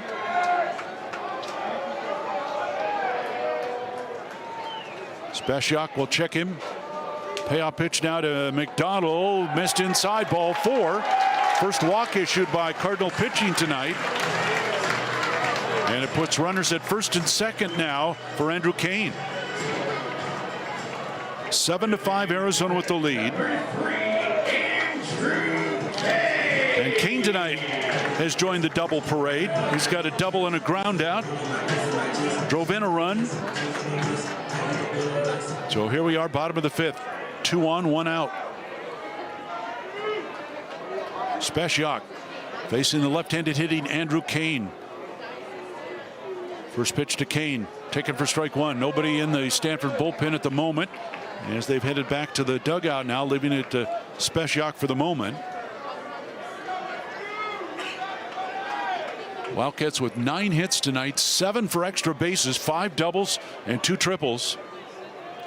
The 0-1 to the plate. Kane fouls it off. It's 0-2. Tommy Splain on deck.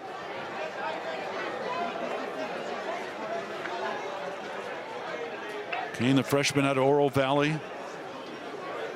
He's got 17 hits this year, does Andrew Kane. 6 doubles and a home run included.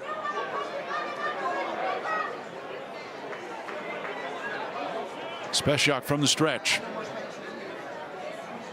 0-2 to the plate. Strike 3 called. There's 2 down. So Kane caught looking. And now it's at Tommy Splain. And Splain happy to see a new pitcher here. He struck out twice facing Matt Scott tonight.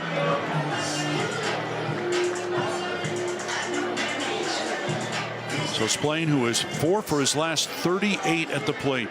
But he does have 5 RBI over that stretch, so trying to add to that. Mikalakis at second, McDonald at first. Two down here in the bottom of the fifth, and the first pitch is low and away for ball one. TJ Adams would be next. Outfield straight away. Infield back. Well, save for Bechara, the third baseman, about even with the bag. Right-hander Tommy Spillane at the plate. The pitch to him way outside for a ball. It's 2-0.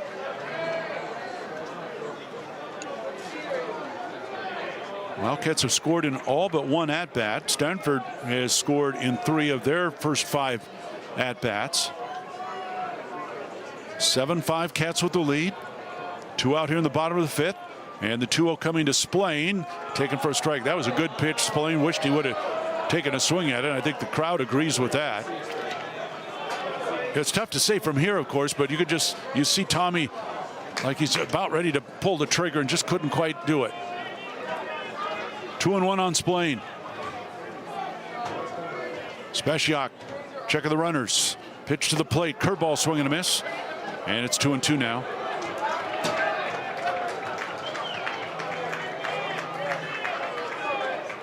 Well, it's going to be up to one of these bullpens to win this game tonight. Wildcats right now with a 2-run lead. Speciak delivers. Outside, ball 3. Early on, Scott was working that outside corner and got the Wildcats to swing at some of those. Word got around now, and they laid off Scott and now lay off Speciak. So 3-2 on Spillane. Runners ready to go. The payoff pitch is driven to left for a base hit. Mikalakis around third. He will score. Making the turn, McDonald headed for third. And the Wildcats lead it 8-5. Tommy Spillane with some nice 2-out hitting on a 3-2 pitch. Lines it to left. Picks up his 22nd RBI. McDonald to third, so first and third now with 2 down for TJ Adams. Well, the Wildcats have answered the Cardinals. Stanford scored 3 in the top of the inning. The Wildcats have come back with 3 here in the bottom of the fifth. And Adams with a triple tonight will come to the plate. 10 hits on the board for the Cats now. So here's Adams, 1 for 2. And Speciak delivers, foul back for strike 1.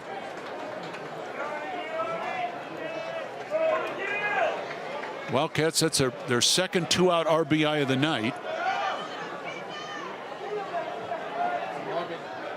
And as a team, the Wildcats, they're 2 for 6 tonight with 2 outs. 0-1 to Adams. Pitch down low, blocked by Moore, and it's 1 ball and 1 strike. Top of the order, Brendan Summerhill on deck.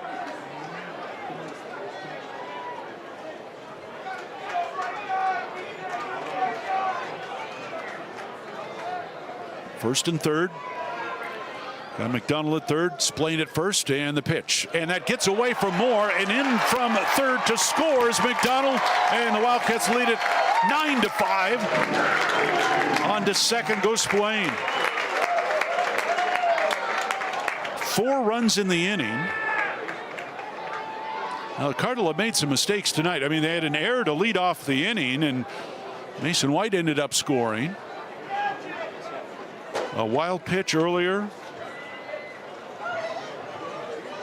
And those things will hurt you, and they do. So another wild pitch. This one charged to Speciak.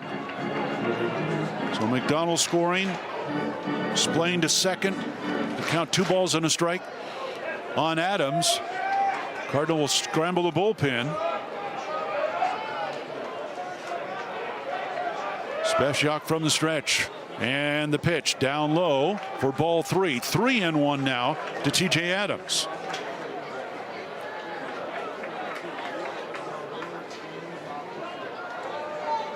Well, they won't have anybody ready in the bullpen here if Adams reaches. Speciak set for his 3-1. We'll see if Adams has the green light. He's going to let it go for ball 4. So Spesiak has come in. He walked McDonald, struck out Kane, Splain with an RBI single, and now walks Adams. And now we go to the top of the order and Brendan Summerhill. And we'll get a meeting at the mound to talk things over. But again, they don't have anybody ready to go in the bullpen. So Spesiak will have to face Summerhill. With Splain at second, Adams at first. A 9-5 Arizona lead. Summerhill with a triple in the first inning. He's 1 for 3 at the plate tonight.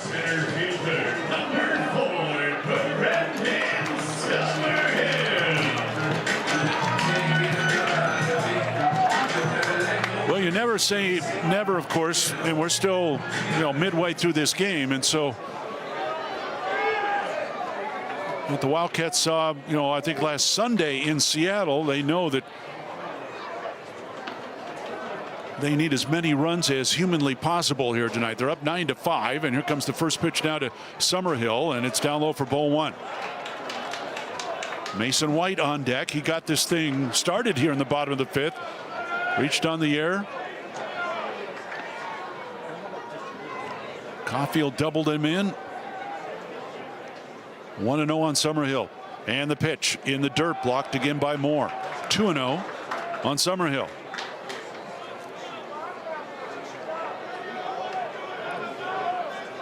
I mean, you look at Stanford's numbers. They've got a losing record. You've got to keep that in mind. And there's always reasons behind it, but they've been a good fielding team this year.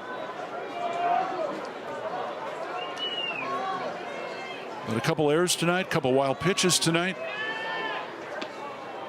The 2-0 to the plate, and that gets away from Moore again, and both runners are going to move up. That ball was in the dirt, and it just bounced right past Malcolm Moore to the backstop. So Splain to third, Adams to second. Third wild pitch uncorked by the Cardinal tonight. And now the count goes to 3-0 on Summerhill, and then you've got the conference RBI leader Mason White on deck. So a tough spot here for Spesiak. See if Summerhill has the green light here at 3-0. Now Spesiak will step off the rubber. 9 men have come to the plate here in the bottom of the 5th. Spesiak working from the stretch. And the 3-0, and Summerhill taking it all the way down the middle for a strike. It's 3-1. So Summerhill again coming into the game tonight. He's 0 for his last 17. Triple his first time up tonight. The 3-1 pitch to him. Called a strike on the outside corner. I don't think he agrees with the call.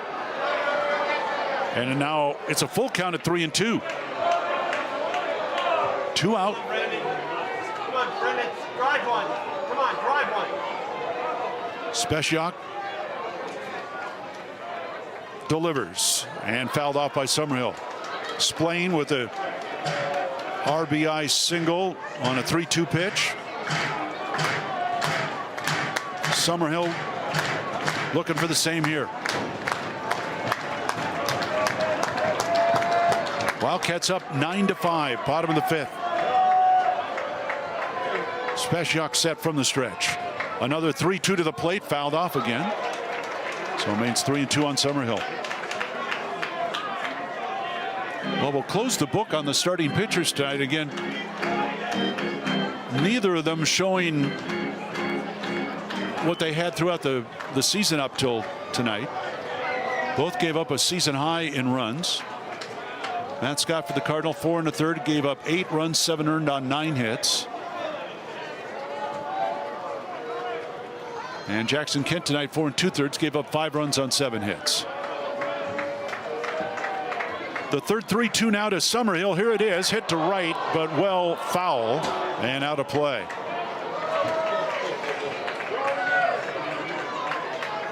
They straighten that one out, it would have been out of here.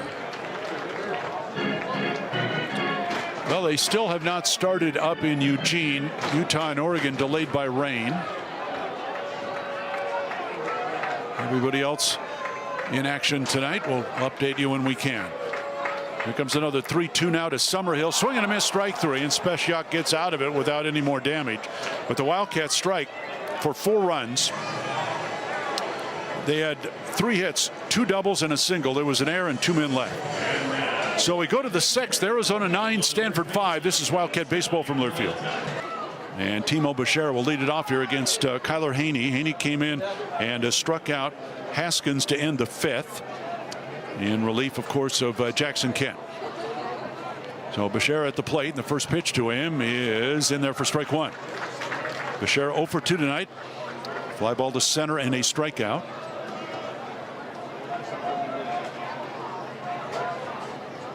Defense straight away against the right-handed hitting Bechara, and the pitch to him is hit out towards left center. On the run is Summerhill. He's not going to get that one off a hop, and then the ball gets away from him, rolls all the way to the 410 marker. Bechara flying around second. He's headed for third. He'll go in there standing.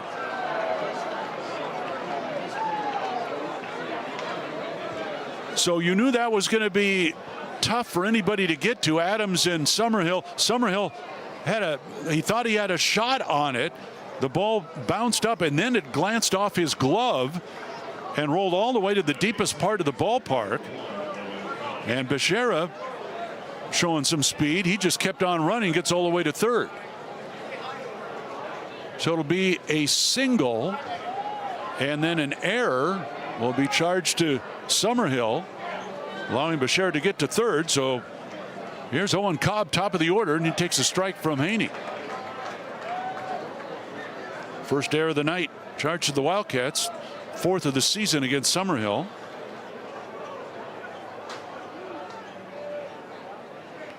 And his next pitch, swing and a miss. Fastball to Cobb, who was 1 for 3 tonight. That was a double in the 3rd inning.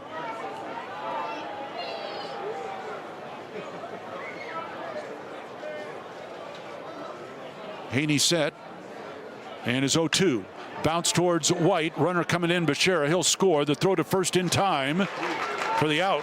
There's one away, and it's a 9-6 Arizona lead.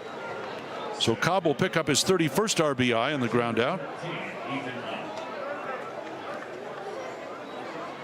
And now Ethan Hott will stand in with the bases empty. Probably not the game, at least numbers wise right now, that either coach would expect. You know, your first game of a series. First pitch here is hit high in the air to center field. Summerhill back on this one and makes the catch just as he gets to the track and the wall. Route number 2. So 2 down now. Court McDonald will come to the plate for Stanford. So we've had 15 runs, 18 hits, 3 errors. And then on the flip side of that, you know, between Kent and Haney, 9 strikeouts for Arizona, and for Stanford, 9 strikeouts for their 2 pitchers. Court McDonald takes ball 1 from Haney. McDonald 1 for 3 tonight, singled in a run his last time up, and later scored himself. McDonald bats left against the righty Kyler Haney, and the next pitch is a strike in the knees. It's 1 ball and 1 strike now on Court McDonald. Malcolm Moore on deck, and the Wildcats would rather not see him here with a runner on. Here's the 1-1 pitch, and it's bounced to the right side. That is a fair ball. No, foul ball. Well, Splain thought he might be able to glove that one in fair territory and could have easily tagged out McDonald, but that ball just went foul. So the count 1-2 on Court McDonald.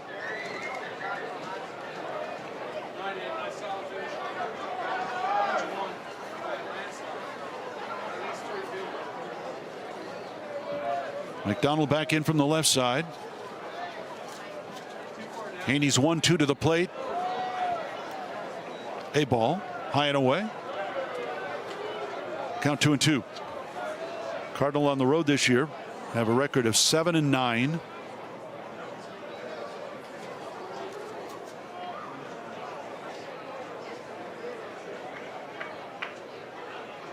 Haney set. Here comes his 2-2 to the plate. Fouled off. It remains 2-2.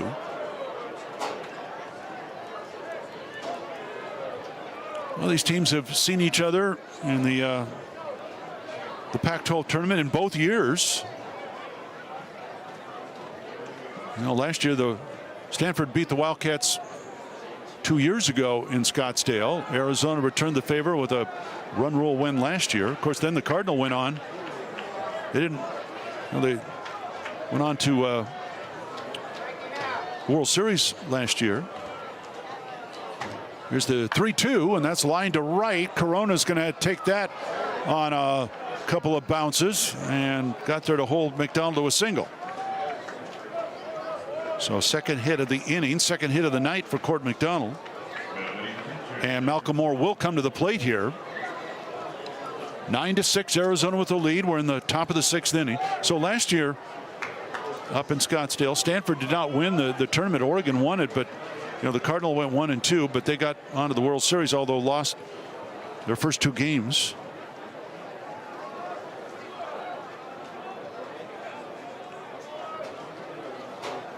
All right, Malcolm Moore, 0 for 1. He's walked twice, and he has scored both times that he's walked tonight.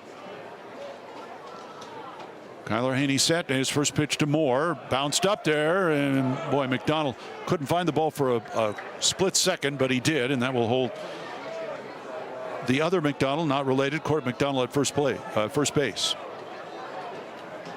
No shift on here, or check that. Well, they will have the infield shift on, so Mason White to the right of the second base bag, and Darren Caulfield well out onto the outfield grass here against Malcolm Moore. They used a 4-man outfield against him in the first couple at bats tonight. Here's the 1-0 pitch, and this one is driven foul right side. 1-1 now on Malcolm Moore. Jimmy Nat eye on deck if Moore can reach here in the top of the 6th inning.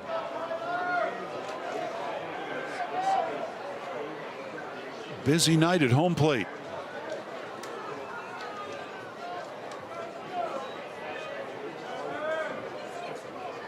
Moore batting .243 as he stands in from the left side. And he's 1-1 to the plate. Down low, it's 2-1.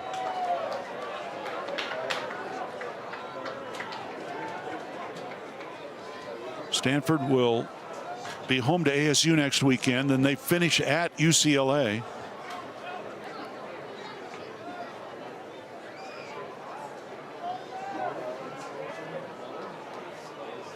And he's 2-1. Moore swing and a miss for strike 2. Leave it up now at 2-2.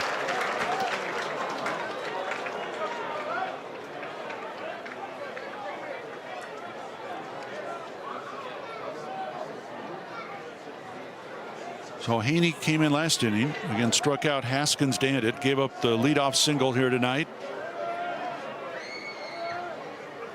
Next pitch, and that's ripped to right center for a base hit. McDonald around second, he'll head to third. The throw will go to second. Well, you know you couldn't keep Malcolm Moore quiet the entire night. Been on base 3 times tonight. That's his first hit of the evening. So now first and third with 2 down for Jimmy Nati. 9-6 Wildcats, 10th hit of the night for Stanford. And so Nati, and he's been on base. He's been hit twice by pitches tonight, both by Jackson Kent. In between struck out. So Nati riding a 6-game hitting streak. It's been a healthy one, 12 of 25 coming in tonight. Haney working out of the stretch, and the pitch down low, ball 1. So Nati represents the tying run at the plate. Stanford came from 3 down earlier to tie it.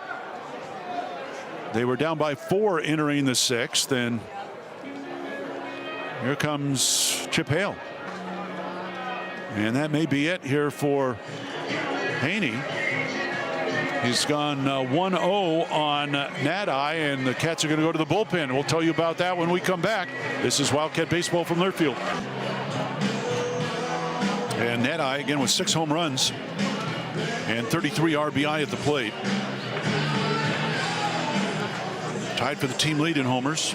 Leads the team in doubles and RBI. Kyler Haney goes 1 inning tonight. Well, we can't close the book on him yet. Nets worked an inning on Tuesday against Grand Canyon, gave up a run on 2 hits. So set to go here with the count again 1-0 on Jimmy Nadai. And the pitch from Nets.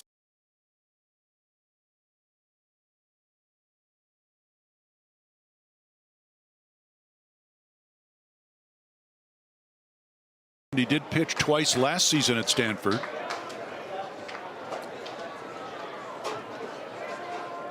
Two 2-0 on Nadai, and the pitch popped him up back of the plate, but that's going to drift out of play.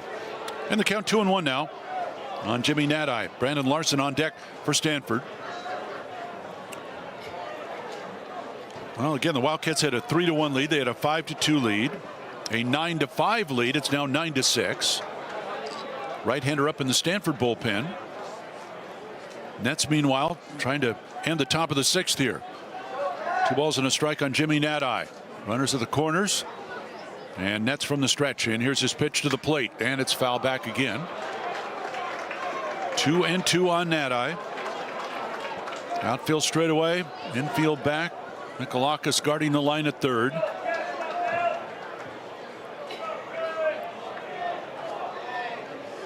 Court McDonald with the 2-out single is now at third base. Malcolm Moore with the 2-out single at first.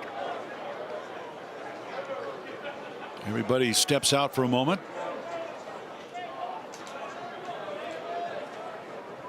Splain holding Moore at first. Net set, and the 2-2 to the plate. Hit high in the air to left field. Adams on the run into foul territory. To the track, to the wall, and boy, hits that fence hard, but the ball's out of play. So it remains 2-2.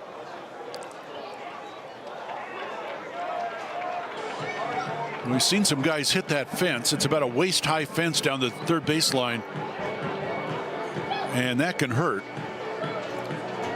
And now Chip Hale out. What are they going to say here? They're calling a balk on Nets, and that would score a run, making it 9-7. And Chip Hale does not like the ruling, and Dawson Netzover appealing as well.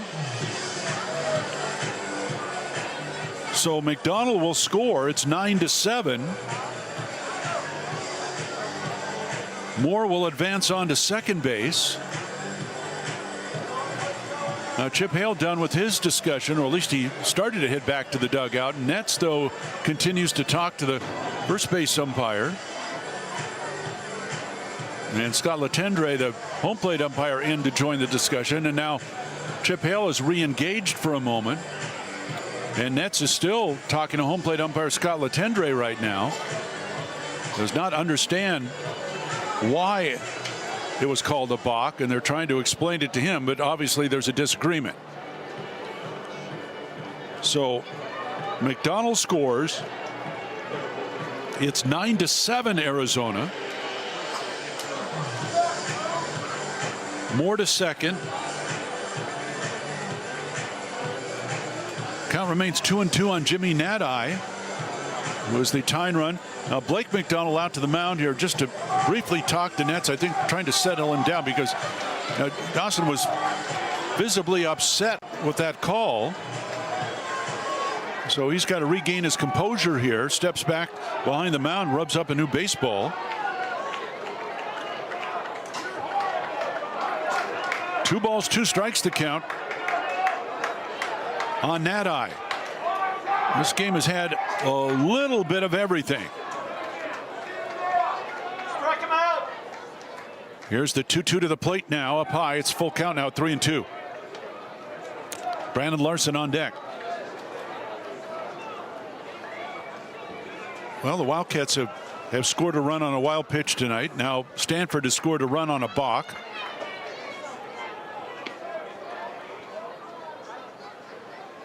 Three-2 coming from Nets. Pop foul out of play. Remains 3-2 on Jimmy Nadai. Well, we're in the 6th, and we got a ways to go here.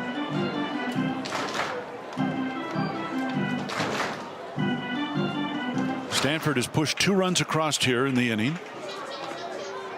Keep in mind an Arizona error and now a balk have contributed.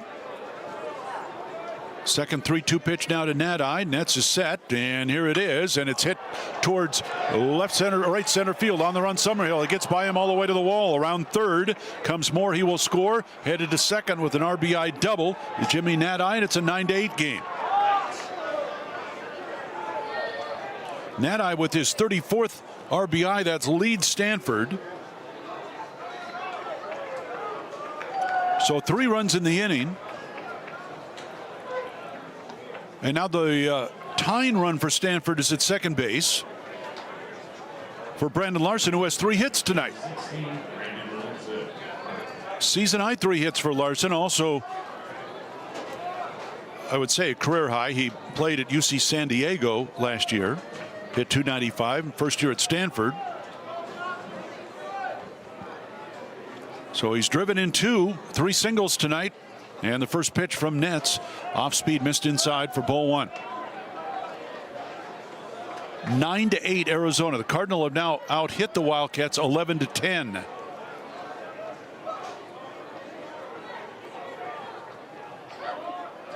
Nets check of Nadi at second. The pitch across for a strike. Well, the Wildcats have done a lot of damage with their extra base hits tonight. Stanford now with 3 doubles among their 11 hits. 1-1 the count, and Nets delivers, and that's a swing and a miss. And the count 1-2 now on Brandon Larson.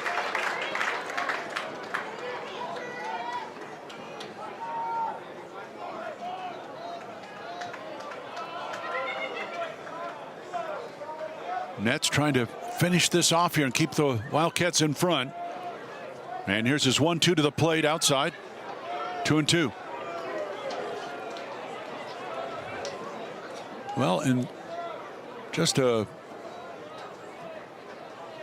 cautionary tale here. We'll tell you about that if we get a moment here. 2-2 the count to Brandon Larson.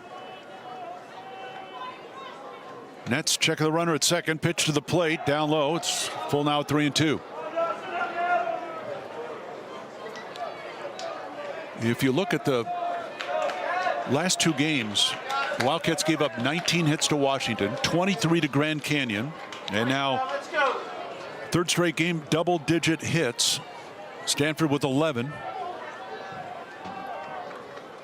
Payoff pitch from Nets, and that's hit high in the air to center field. Playable for Summerhill over to his right. Underneath it to make the catch, and the inning is over. Well, Stanford gets 3 more runs on 4 hits. There was 1 error and 1 left. We go to the bottom of the 6th. Arizona 9, Stanford 8. This is Wildcat baseball from Learfield.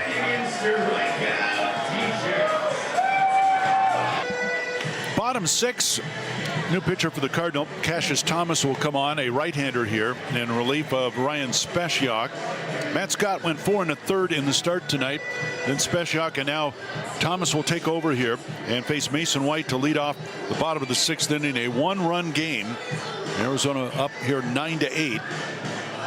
And for Thomas this year, a 1-1 record, a 7.29 ERA, 18th appearance all in relief. He's thrown 21 innings, allowing 17 earned runs, 23 hits, 18 walks, 18 strikeouts for Cassius Thomas. Sophomore out of Los Angeles, transfer from Duke. We saw him at Sunken Diamond earlier this season. He pitched in relief of Ryan Spesiak. Walked 3 batters. Wildcats scored 4 runs, 2 earned, without a hit off Thomas. So we'll face Mason White here to start the bottom of the 6th. And White tonight 0 for 3. And the first pitch outside for ball 1. 9 runs, 10 hits in there for the Wildcats. 8 runs, 11 hits, 2 errors for the Cardinal. Wildcats have left 4 on. Stanford is stranded 7. Thomas' next pitch fouled off, and the count 1 ball and 1 strike. Elsewhere tonight, games underway and in progress. Oregon State leading Washington State 2-0, bottom of the 5th in Pullman. Thomas set for his 1-1. Here it is to White, and it's a ground ball to the right side and backhanded by Cobb, the second baseman. Throw to first, not in time. It actually took a hop before it got to Larson. So it'll be a leadoff single for Mason White here in the bottom of the 6th inning. Well, Cobb going back to his right. That was a tough play, got it backhanded, and then you could tell, like his arm had a funny angle and he couldn't get the throw where he wanted it. And so White to first base, and now Thomas Eager, the pitching coach, out, and that's going to be it. Thomas pitching to one batter, the left-handed hitting Mason White,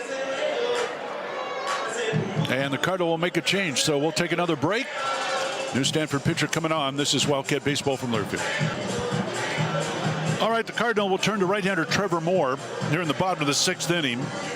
Cassius Thomas pitches to one batter, gives up the infield single to Mason White. So White at first, nobody out. Garen Caulfield, who's got 2 doubles and 2 RBI tonight, will come to the plate. Trevor Moore, 3-0 with a ERA of 5.01, 22nd appearance, 21st in relief. He's got 1 save for the Cardinal, 46 2/3 work, 26 earned runs, 55 hits, 19 walks, 47 strikeouts. So Caulfield in, and the first pitch to Garen, a strike at the letters. It's 0-1. Caulfield 2 hits tonight, 2 for 3. Average up to 328. 4 home runs, 35 runs batted in for Caulfield. Moore delivers, and that bounced up there, gets away from Moore, and White down to second. Another wild pitch.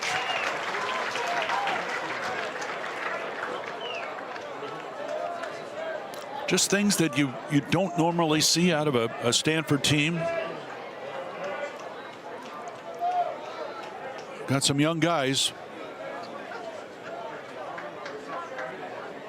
Moore, a sophomore, he's from Golden, Colorado. There's a 1-1 count now on Caulfield, and the next pitch, Garen takes it low and away, and it's 2-1. Mason White at second, nobody out. Well, another one of those games. If you're here tonight, don't go home, because this could very well come down to the last at bat. Next one to Caulfield low, it's 3-1.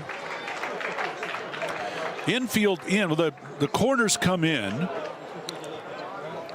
So you've got Larson, the first baseman, and Nassar, the third baseman, in. Nassar about even with the bag. Larson at the edge of the infield grass, and the 3-1 to Caulfield, and he takes ball 4. Now 2 on with nobody out. And Emilio Corona will come to the plate. 9-8, Arizona with the lead. We're in the bottom of the 6th inning. Corona 1 for 3 tonight, drove in a run with a single in the 3rd. Wildcats 9 runs, 11 hits. Stanford 8 runs, 11 hits. Mason White at second, Garen Caulfield at first. Corona to the plate. More activity down in the Stanford bullpen. Emilio batting .271. 6 homers, 28 runs batted in. And Moore set. He'll check. Pitch, foul back for strike 1. Corona's hit in 6 straight games, 11 now of his last 21 at the plate.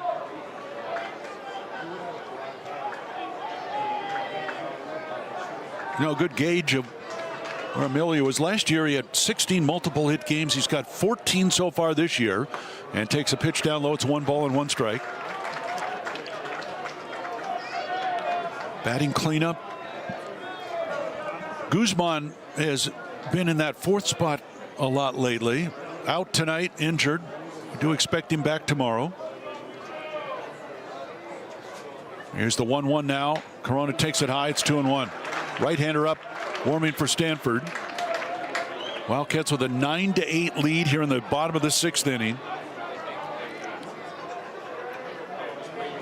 Never enough runs, and they've got 2 on with nobody out. Moore's pitch, foul back, 2-2 on Corona. Maddox Mikalakis waiting on deck. So those other games going on tonight. I mentioned that Oregon State leading Washington State 2-0, top of the 6th. Top of the 8th up in Phoenix, Arizona State 5, Washington 4. Top of the 8th, USC 5, California 0. Next pitch coming up here now to Corona, and here it is. Swings away and fouls it back. It remains 2-2. They're in the top of the 10th in Anaheim at Angel Stadium. Cal State Fullerton and UCLA are scoreless.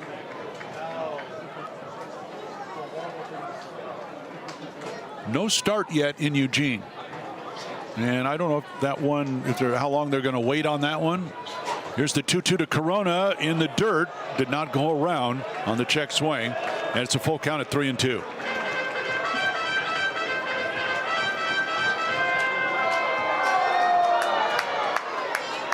So, Stanford pitching tonight has thrown 4 wild pitches.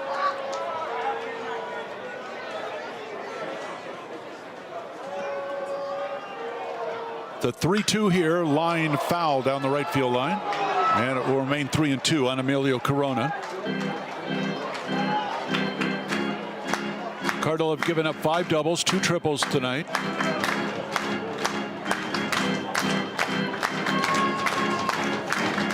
Now the other end, the Wildcats have a balk tonight, and that scored a run. Another 3-2 to Corona, high ball 4, and that'll load the bases. Back-to-back walks from Trevor Moore. So Mason White to third, Garen Caulfield to second. Corona to first. Maddox Mikalakis, who has 2 doubles tonight, will come to the plate. Arizona with a 9-8 lead here in the bottom of the 6th inning. Mikalakis has driven in 2 runs tonight, now with 24 on the season.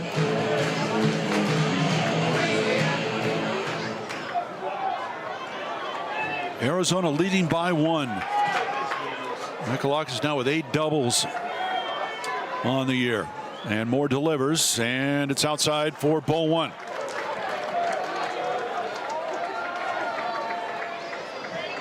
Mikalakis with the bases loaded, batting .333 this season. The 1-0 pitch from Moore fouled off. It's 1-1. Mikalakis batting .318 with runners in scoring position, and tonight with runners in scoring position, the Wildcats are 6 of 15 at the plate. 3 on here with nobody out. Moore delivers the 1-1, fouled off, 1-2.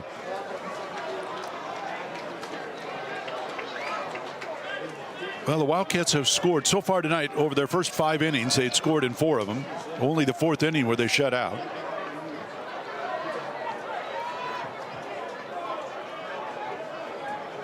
Ball and 2 strikes on Mikalakis. Moore set from the stretch. Here's the pitch. Mikalakis bounce it off of Moore. Nobody can find the ball. Everybody's going to be, let's see, out at home. Force out at home as Mason White is thrown out there. The ball went right off of Trevor Moore. He didn't even know where it went. It kind of rolled toward the first baseline. And now they'll check on Trevor Moore. Wow.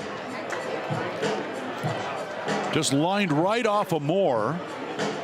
I think it was his upper right arm above the elbow is where it appears. And so that's the first concern right now. And of course, with the bases loaded, everybody had to go on the play. And so Mason White thrown out at home on a force play. And Mikalakis will reach on a fielder's choice. Bases loaded now with 1 out. Caulfield will go to third, Corona to second. Mikalakis at first. Blake McDonald will come to the plate. Well, it's always, scary. They're going to give Moore here a chance to do a couple pitches, make sure he's okay.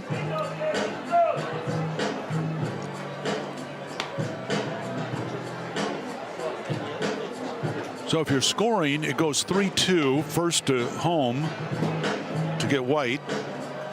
And again, no choice. Mason had to come home with the bases loaded and the ball in play. So 1 out, and Blake McDonald, who's 1 for 2, will come up, and Moore continues to throw some practice pitches here and says he's okay. And Thomas Eager, the pitching coach, says okay. The trainer is going to just talk to him briefly, make sure that everything's okay.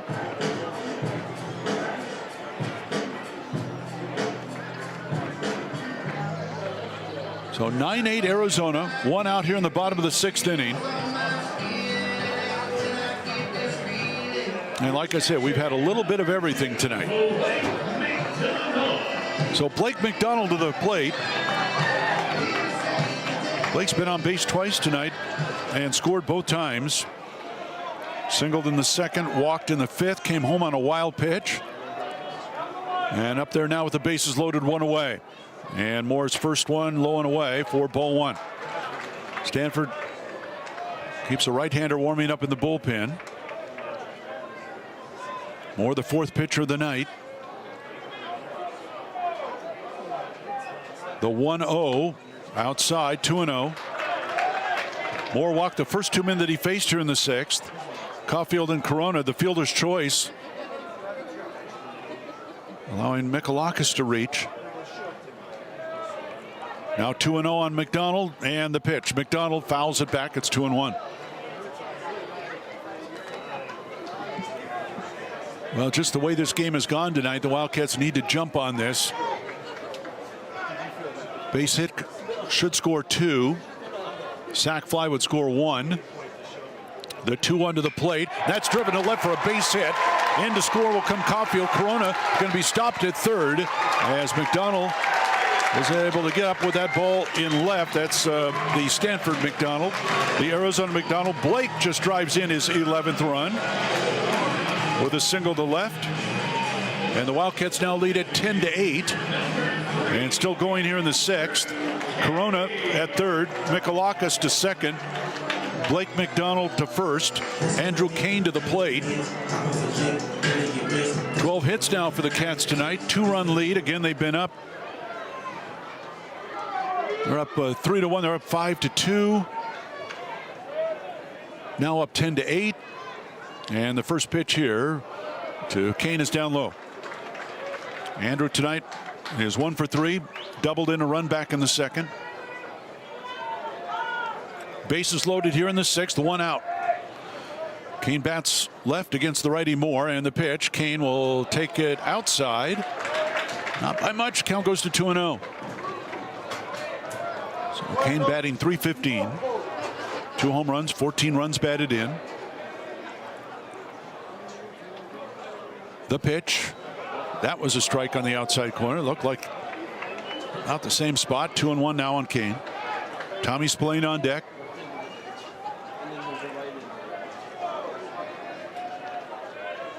Trevor Moore on the hill, set from the stretch, and the 2-1 to the plate, and that's foul back. Count goes to 2-2 on Andrew Kane, the freshman DH tonight.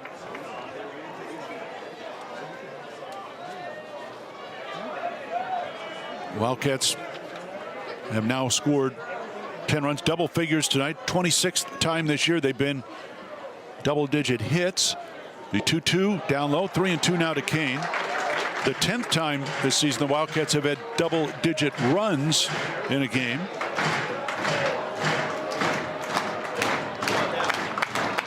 Three and 2 to Kane, nowhere to put him. More set, and here comes the payoff pitch, swinging away and fouls it away, and it remains 3-2 on Andrew Kane.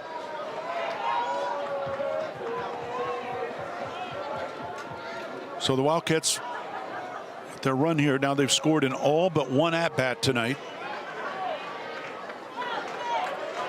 Second 3-2 coming to Andrew Kane, and here it is, and it's foul back again. Eighth pitch of the at-bat coming up here for Trevor Moore. Cardinal have a right-hander ready to go in the bullpen.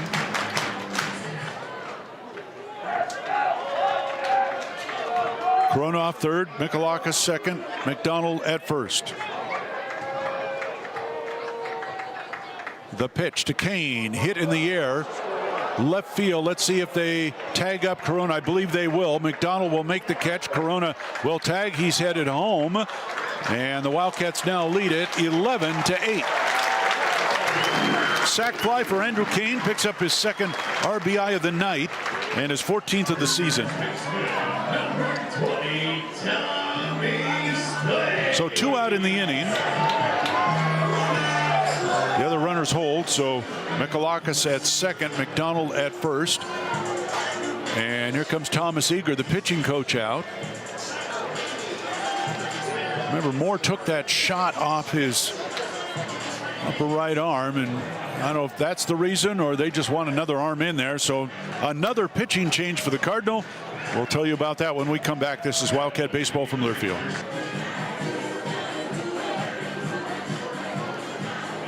Pitcher number 5 for the Cardinal tonight will be Ben Reimers. 3-1 record, 11.25 ERA, 19th appearance all in relief for Reimers. He's thrown 28 innings, allowing 35 earned runs, 39 hits, 18 walks, and 24 strikeouts. Reimers, a freshman right-hander, Southern California native. And he will face Tommy Splain with runners at first and second, 2 out here in the bottom of the 6th. The Wildcats have scored 2 runs. They lead it 11-8. Splain 1 for 3 tonight, knocked home a run last inning with a single. The Wildcats have been busy at bat tonight. All 9 starters have at least 1 hit. So Splain in now against Reimers. Reimers will check the pitch. Inside, ball 1.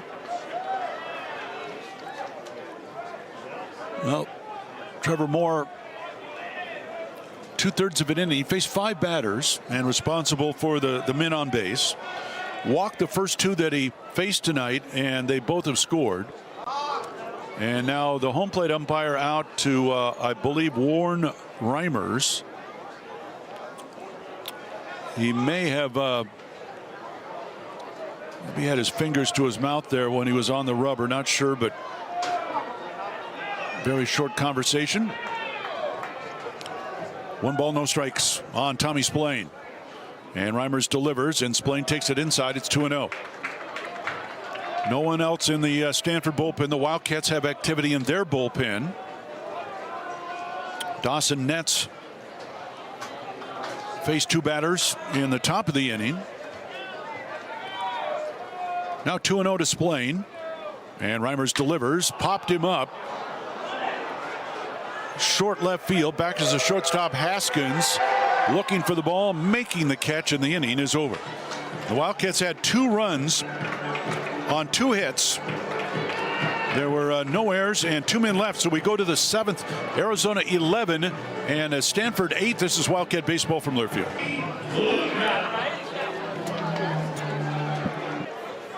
So Pluta set for his first pitch here in the top of the 7th inning, and here it is. Taken inside, ball 1. Jake Sapien, who pinch hit for Brett Blair, the DH, in the 5th, and Sapien struck out. In fact, Blair struck out twice. Here's the 1-0 now from Pluta. Just inside, 2-0. Well, if you look just at, the combination of what has been used tonight, maybe that's the best way to look at it. As Pluta's 2-0 to the plate, he is taken outside. It's 3-0. The Wildcats as a staff so far through 6 innings have allowed 8 runs, all earned on 11 hits, 2 walks, 9 strikeouts, hit 3 batters and a balk. 3-0 here on Sapien, leading off the 7th, and Pluta delivers a strike. It's 3-1.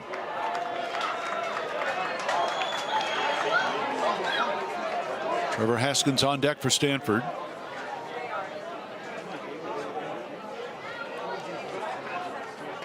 Pluta deals. Outside ball 4, leadoff walk. Well, as I said before, going into this game, you kind of expected low scoring. You know, both pitchers, two of the best strikeout pitchers in the Pac-12 going at it tonight. And, you know, Jackson Kent struck out 8. So, you know, no surprise there. And Matt Scott struck out 7 for Stanford, but they also had a season high in runs allowed. And, you know, both out of the picture right now watching this game. There's strike 1 to Trevor Haskins. Splain holding Sapien on at first. And Pluta delivers. Breaking ball that misses. It's 1-1. So Haskins tonight has one official at bat. He's 0 for 1. Sac fly in the second, hit by a pitch in the 4th, struck out in the 5th. Pluta set for his 1-1, and here it is. Swing and a miss. And the count goes to 1-2. Pluta's last outing was against Grand Canyon on Tuesday. Nobody had much fun in that game. He gave up 4 runs on 5 hits and took the loss. Here's 1-2 to the plate here. Is hit out towards right. Corona in on it to make the catch for out number 1. That was not an easy ball for Corona. It kind of I want to call it a soft liner out there, and it's easy to misjudge those, but Emilio right with it's a 1 down now for Timo Becerra. Wildcats 11, Stanford 8. This is just game 1 of 3 between these two teams. Kevin Vance, Wildcats pitching coach, is headed out to have a chat. We'll remind you that Taco Bell is a proud partner of Arizona Athletics. Taco Bell, locally owned and operated. Live Moss. All right, other scores tonight in the conference. And still no official word from Oregon. They have not begun yet. It's 9 o'clock. We'll try and get something for you there. I have to tell you about this one first. Top of the 11th now in Anaheim. UCLA and Cal State Fullerton, no score. The Bruins have 5 hits. The Titans have 3. Those are two teams that annually usually are in the hunt for their respective conference titles. Not this year. Elsewhere tonight, top of the 7th in Pullman, Oregon State 2, Washington State nothing. Washington has come back to tie Arizona State now 5-5, top of the 9th. USC beat California, final score 5-1. And that's it. So here's Becerra to the plate, and the first pitch from Pluta across for strike 1. Here in Tucson, Wildcats up 11-8, but no lead feels safe tonight. Becerra 1 for 3. Pluta set and his 0-1 to the plate. Bouncer third baseline, but foul.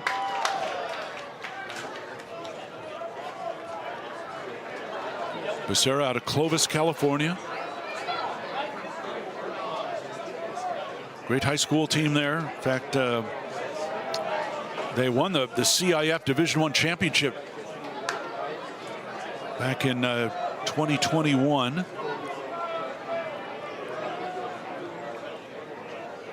0-2 pitch to him is chopped foul again, third baseline. Becerra, that was his senior year. This is now his 3rd year at Stanford. Didn't play as a freshman. Hit .316 in 28 games last year. He's been their starting third baseman here in his junior year. 0-2 the count, and Pluta's pitch to the plate, line towards right. Corona on the run, back on that, and makes the running catch. Route number 2. Boy, Emilio's had a couple of big plays here. 2 big outs here in the top of the 7th. Sapien back to first base, and we go to the top of the order in Owen Cobb. Wildcats with an 11-8 lead here in the 7th. Cobb tonight's 1 for 4. Doubled in a run and scored in the 3rd.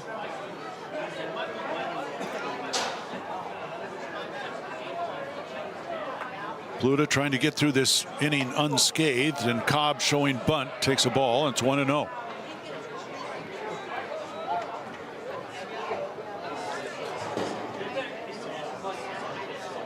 Pluta did not face Stanford in that non-conference game earlier this year. His pitch is lined foul, third baseline, and the count 1 ball and 1 strike. Tony limited duty last year and did not face the Cardinal.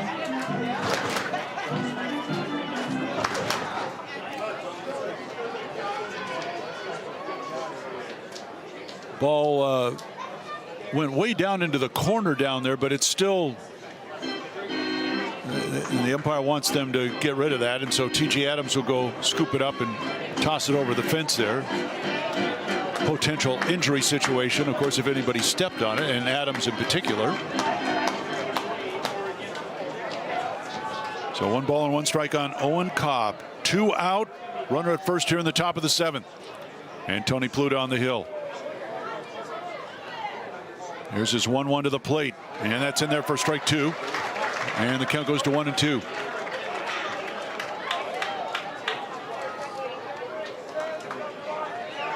Well, just stopping Stanford without scoring here, I think, would be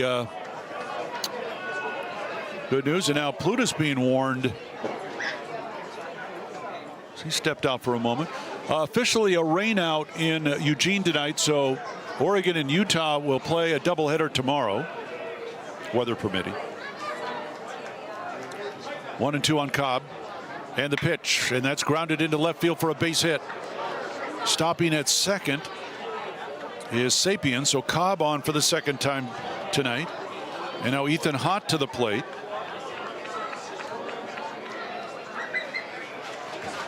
Stanford has caught the Wildcats in the hit column with 12 apiece.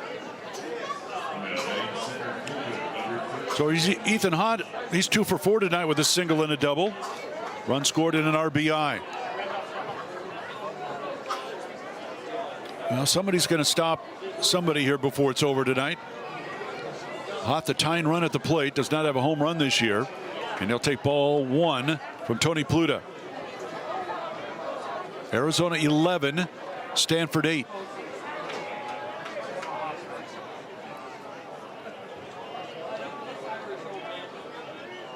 Pluta will check Sapien at second. Pitch in there for a strike. 1-1 on Hott. Ethan Hott, sophomore out of Paradise Valley, Arizona. Chaparral High School, All-State twice there. 2 hits tonight. He's hit in 5 straight games. The 1-1 pitch, and that's lifted in the air to center field. Summerhill in to make the catch, and the inning is over, and Stanford does not score here in the top of the 7th. No runs, 1 hit, 2 left. We go to the bottom of the 7th. Arizona 11, Stanford 8. This is Wildcat baseball from Learfield. All right, bottom of the 7th inning, the Wildcats with a 3-run lead.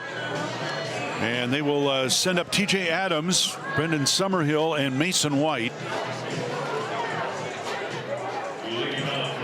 So the Wildcats have scored in all but 1 inning. That was the bottom of the 4th. Stanford has scored in all but 3 innings tonight. Shut out in the 1st, the 4th, and the 7th. Adams just started out here 1 for 2, tripled in a run back in the 2nd, also walked in the 5th.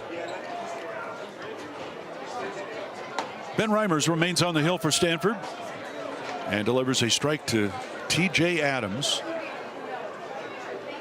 Great to see a lot of the we'll call them the fresh faces for the Wildcats who have been making an impact. Pitch fouled off. Had some injuries, of course. That's why Adams has been playing more. The freshman out of Red Mountain High School up in Mesa, when Easton Breifogel got hurt. Adams has stepped in. He's been outstanding there.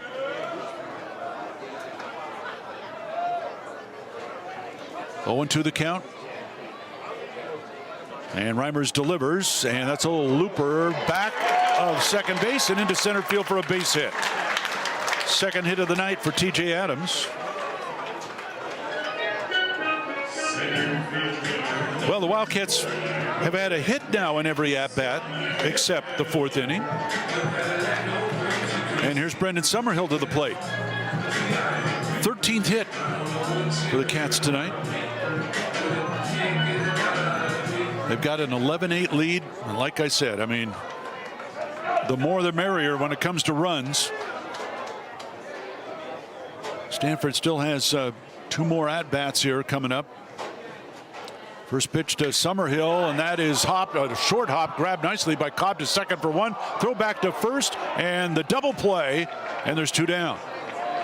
Heck of a play by Owen Cobb on a blistering 1-hopper, able to gobble it up. He goes to Haskins on the force play to get Adams, and then the relay back and the tag made by Larson on Summerhill. So double play, 2 down. And now Mason White to the plate.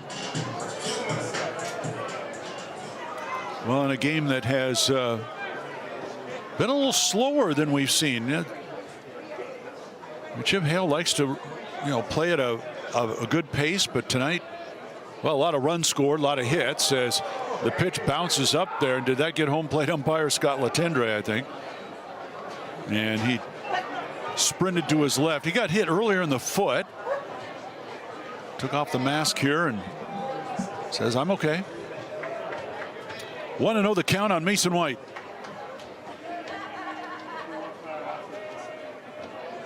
Reimer set, and the pitch. White fouls it off. Count 1-1.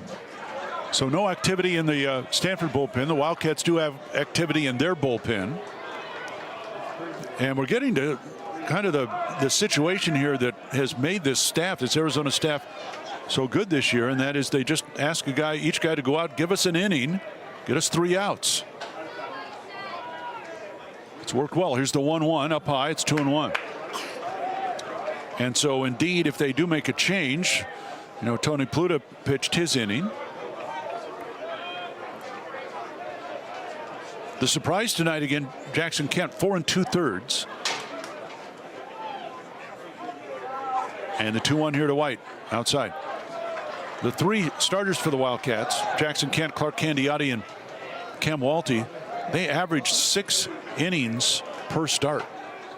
And so anything less than that, it's a bit of a surprise. 3-1 to White in there for strike 3 and 2. However, Jackson threw 100 pitches tonight, so that led to the decision more than anything. Full count 3 and 2 on Mason White, 2 out, bases empty here, bottom of the 7th. And the pitch, swing and a miss, strike 3, and the inning is over. So the Wildcats come up scoreless here in the bottom of the 7th. No runs, 1 hit, nobody left. We played 7, Arizona 11, Stanford 8. This is Wildcat baseball from Learfield. Martinez, no 1-loss record this year, an ERA at 5.11, 12th appearance, all in relief. And his first pitch coming to Court McDonald, and it's sliced foul left side for strike 1. McDonald 2 for 4 tonight. He has singled and scored his last 2 times up. Martinez worked 2 innings at Washington last weekend. On Sunday, gave up just 1 hit. 0-1 pitch, fouled off left side. And you look at guys that see some future there. Of course, he's a transfer, but Martinez, a junior, has kind of worked his way now into a situation where they're going to call upon him more and more.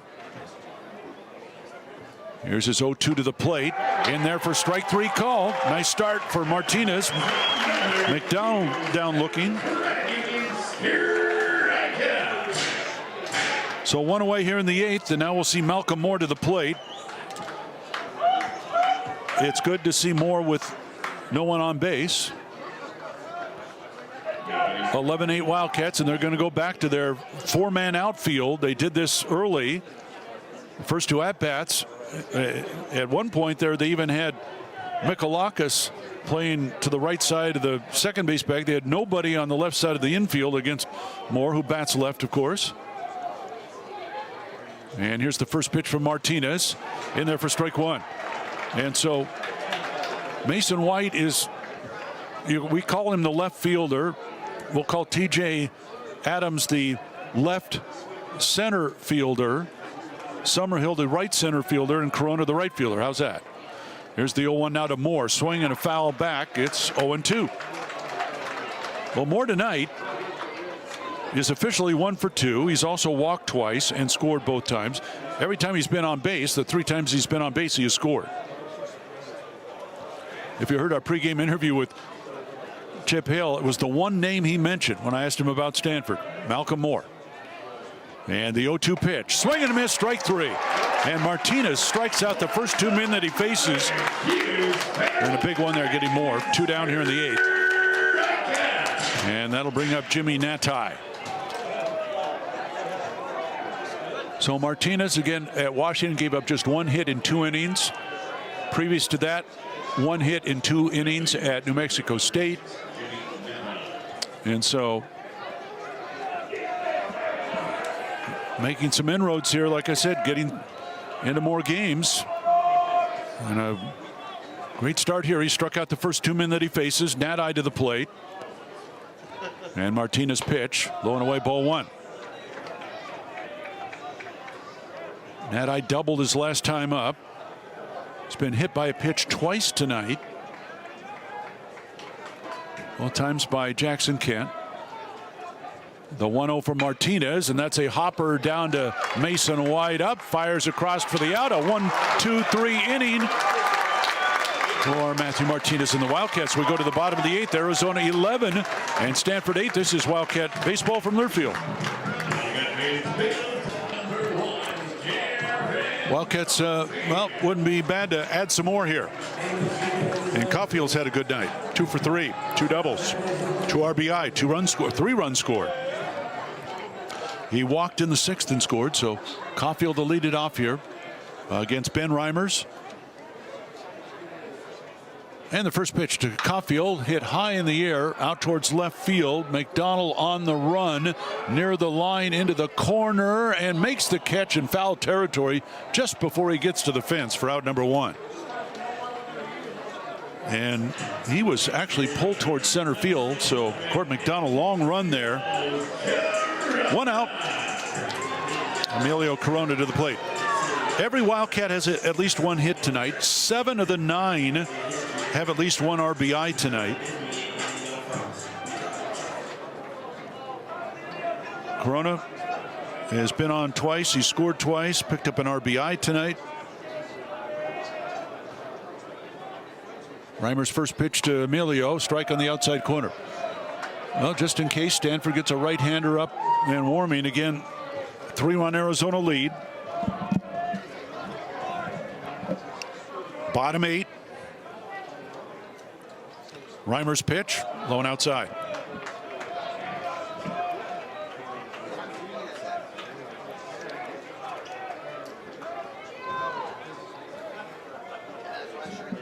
Reimers took over here in the 6th.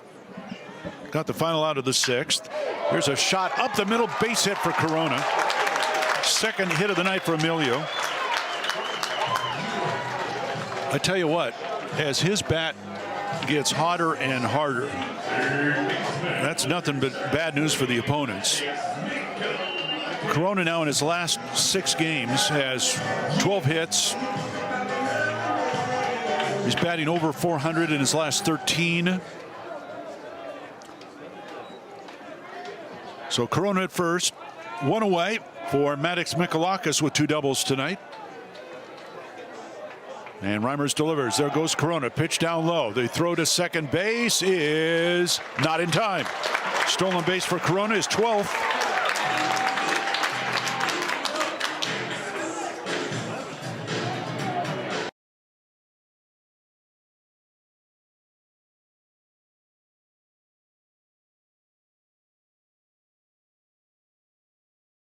One.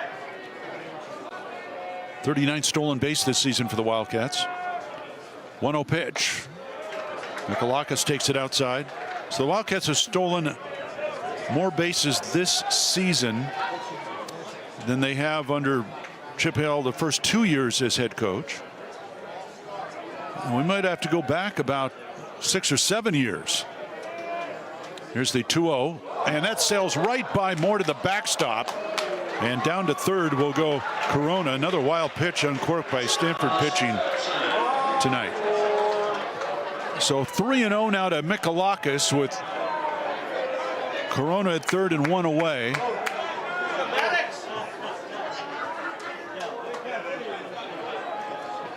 Stanford pitching tonight, 5 wild pitches uncorked. Here's the 3-0 to Mikalakis, taking low ball 4. That'll put runners at first and third.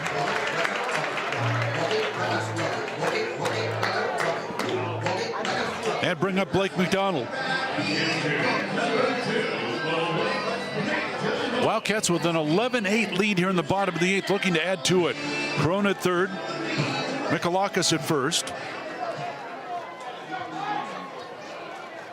The Stanford staff has also walked 5 in this game. They struck out 10. I mean, both sides are going to find some good and bad in this.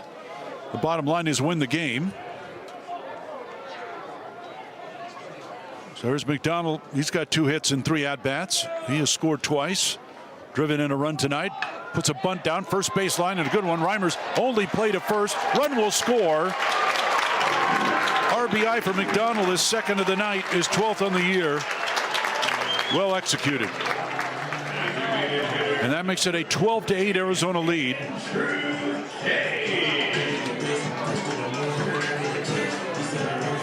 Well, you love it when you can execute a play like that. Runner at third, less than 2 out. Put down the safety squeeze. Well, Mikalakis to second, 2 out now. Andrew Kane to the plate. Wildcats lead by 4.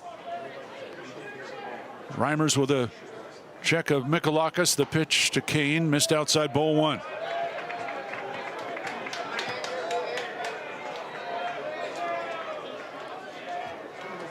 So barring the need to bat in the bottom of the 9th, the Wildcats will have scored in 7 of their, or actually 6 of their 8 at-bats tonight. Here's the 1-0 to Kane, and that goes right past Moore, but it ricochets back to him, and that's heads-up base running by Mikalakis. That ball, Moore didn't even get a glove on it, and then it hit that wall behind home plate, and when Moore turned around, the ball came right back to him. And so Mikalakis saw that and got right back to the second base back. He would have been thrown out at third if he kept going. So part of the home field advantage. The count 2-0 now on Andrew Kane. Reimers delivers. Kane takes a strike. It's 2-1.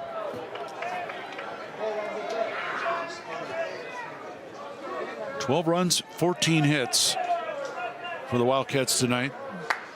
Again, they need 3 more. They'd be glad to take another run or 2. They need 3 more outs. 2-1 pitch here. Popped up left side. Is that trouble? It is a foul ball down the left field line. Looks like it might have had a chance, but it just drifts foul. So 2-2 now on Kane. They've gone extras up in Phoenix, and Washington jumps up with a 2-run top of the 10th and still batting. Huskies lead Arizona State 7-5. They're going to the 9th in Pullman. Oregon State 2, Washington State nothing. Again, Utah and Oregon rained out. They'll play a doubleheader tomorrow in Eugene.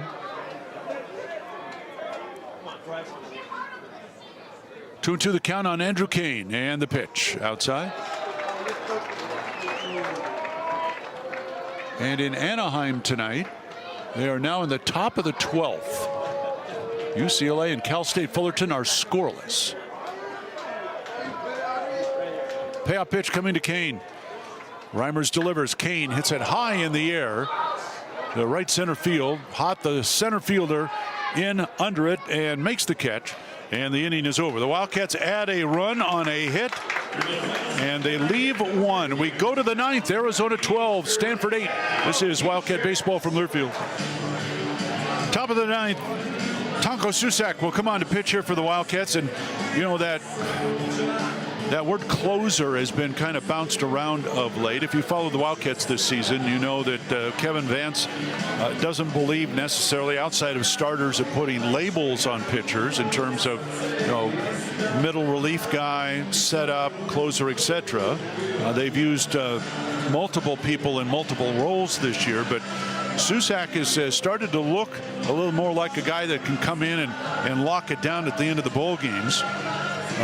Since he's gone to the bullpen, he's really been outstanding. 0-2 record, but don't get confused with that 6.86 earned run average. Susak has done much better than that. He has not given up a run since his last start on March 26th. Okay, so New Mexico, Stanford, the game over in Palo Alto, Louisiana Tech, Grand Canyon, Washington State, and Washington twice. He has not allowed a run, and only 3 hits over that stretch. Picked up his save at Washington last weekend in the Friday game. So here's Susak to face Brandon Larson to lead off the top of the 9th. Arizona with a 12-8 lead. And Tonko's first pitch is in there for strike 1.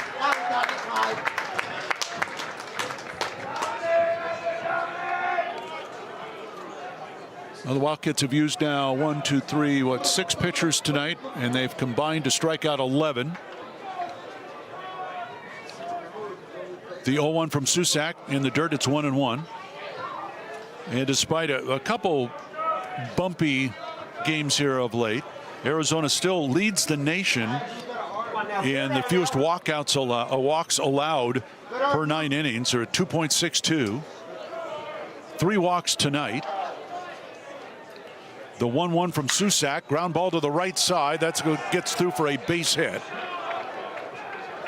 And Caulfield out on the outfield grass and pulled towards that right field line, and White playing just to the right of the bag. And so Larson with a 4-hit night. He's at first now for Jake Sapien. Wildcats up 12-8. We're in the top of the 9th. Sapien came in to bat in the 5th. He's 0 for 1 with a walk. And Susak delivers in there for strike 1. I mean, in that game up at Sunken Diamond earlier, when Susak, that was his 2nd game out of the bullpen, and struck out 2 of the 3 batters he faced. The 0-1 pitch here, swing and a miss, and the count 0-2. Trevor Haskins on deck for Stanford. Cardinal winners of 7 of their last 10 coming in, and Wildcats, after dropping back-to-back games, wanting to get this series off to a good start. They've got a chance here. Tonko's 0-2 to the plate, bounce foul. It remains 0-2. Well, we got a moment here. We'll also pass along a couple notable scores around the country. Top 10 matchup in Lexington tonight. Arkansas, number 2, beat number 8 Kentucky 10-3. Game 1 of their series. Here's the 0-2 from Susak, lifted in the air right side, foul territory. Splain has an eye on it, makes the catch in foul territory for out number 1. So 1 away now for Trevor Haskins. Got rained out last night in Gainesville, so Tennessee and Florida played a doubleheader today, and they split that. Volunteers 6-2, Gators 4-3. Number 20 North Carolina State went on the road to Florida State and won that game 8-7. The Seminoles are number 7 in the country. Clemson and Georgia Tech also avoiding rain decided to play a doubleheader today, and they split that. Clemson 11-4 and Yellow Jackets 14-12. First pitch here to Haskins, in there for strike 1. Georgia run rule Vanderbilt 10-0. Bulldogs are number 19. The Commodores number 17. And the defending champion LSU Tigers beat Texas A&M, the number 1 team, 6-4 tonight in Baton Rouge. 0-1 pitch down low. 1-1 to Haskins. Haskins 0 for 2 tonight. He's also got a sac fly and was hit by a pitch. We're in the top of the 9th. 1 out, 1 on for the Cardinal. Arizona with a 12-8 lead. Taco Susak on the hill for the Cats. Is 1-1, swing and a miss. And the count 1-2.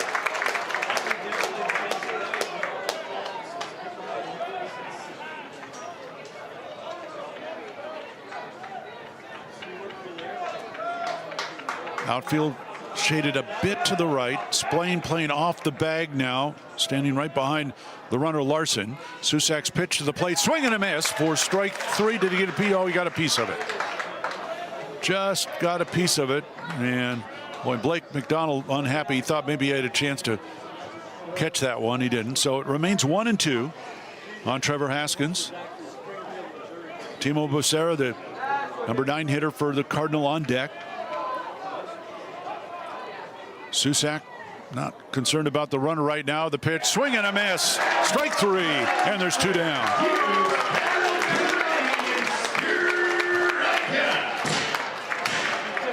So 2 down here in the 9th. And Becerra to the plate. Wildcats up 12-8. Great crowd on hand tonight. Beautiful night to be outdoors, and it's been a bit of a wild one, but boy, one more out and the Wildcats will be glad to get it. Take over sole possession of first place. Pitch foul. Utah rained out, and so Wildcats will be a half game up on the Utes. They'll play a doubleheader tomorrow in Eugene. Meanwhile, Oregon State, the Beavers in 3rd place right now, game and a half back. They lead Washington State 2-0, bottom of the 9th in Pullman. Susak set for his 0-1. And here it is, and it's a bouncer down to Michalaka. Scoop it up on the short hop. Fired at first for the out. That is the inning. That's the ball game. And the Wildcats get game 1 of this 3-game series as they beat the Stanford Cardinal 12-8. For the Cardinal in the 9th, no runs, 1 hit, no errors, and 1 man left on. Cats 12, Cardinal 8, your final. Back with the totals in a moment. This is Wildcat Baseball from Learfield.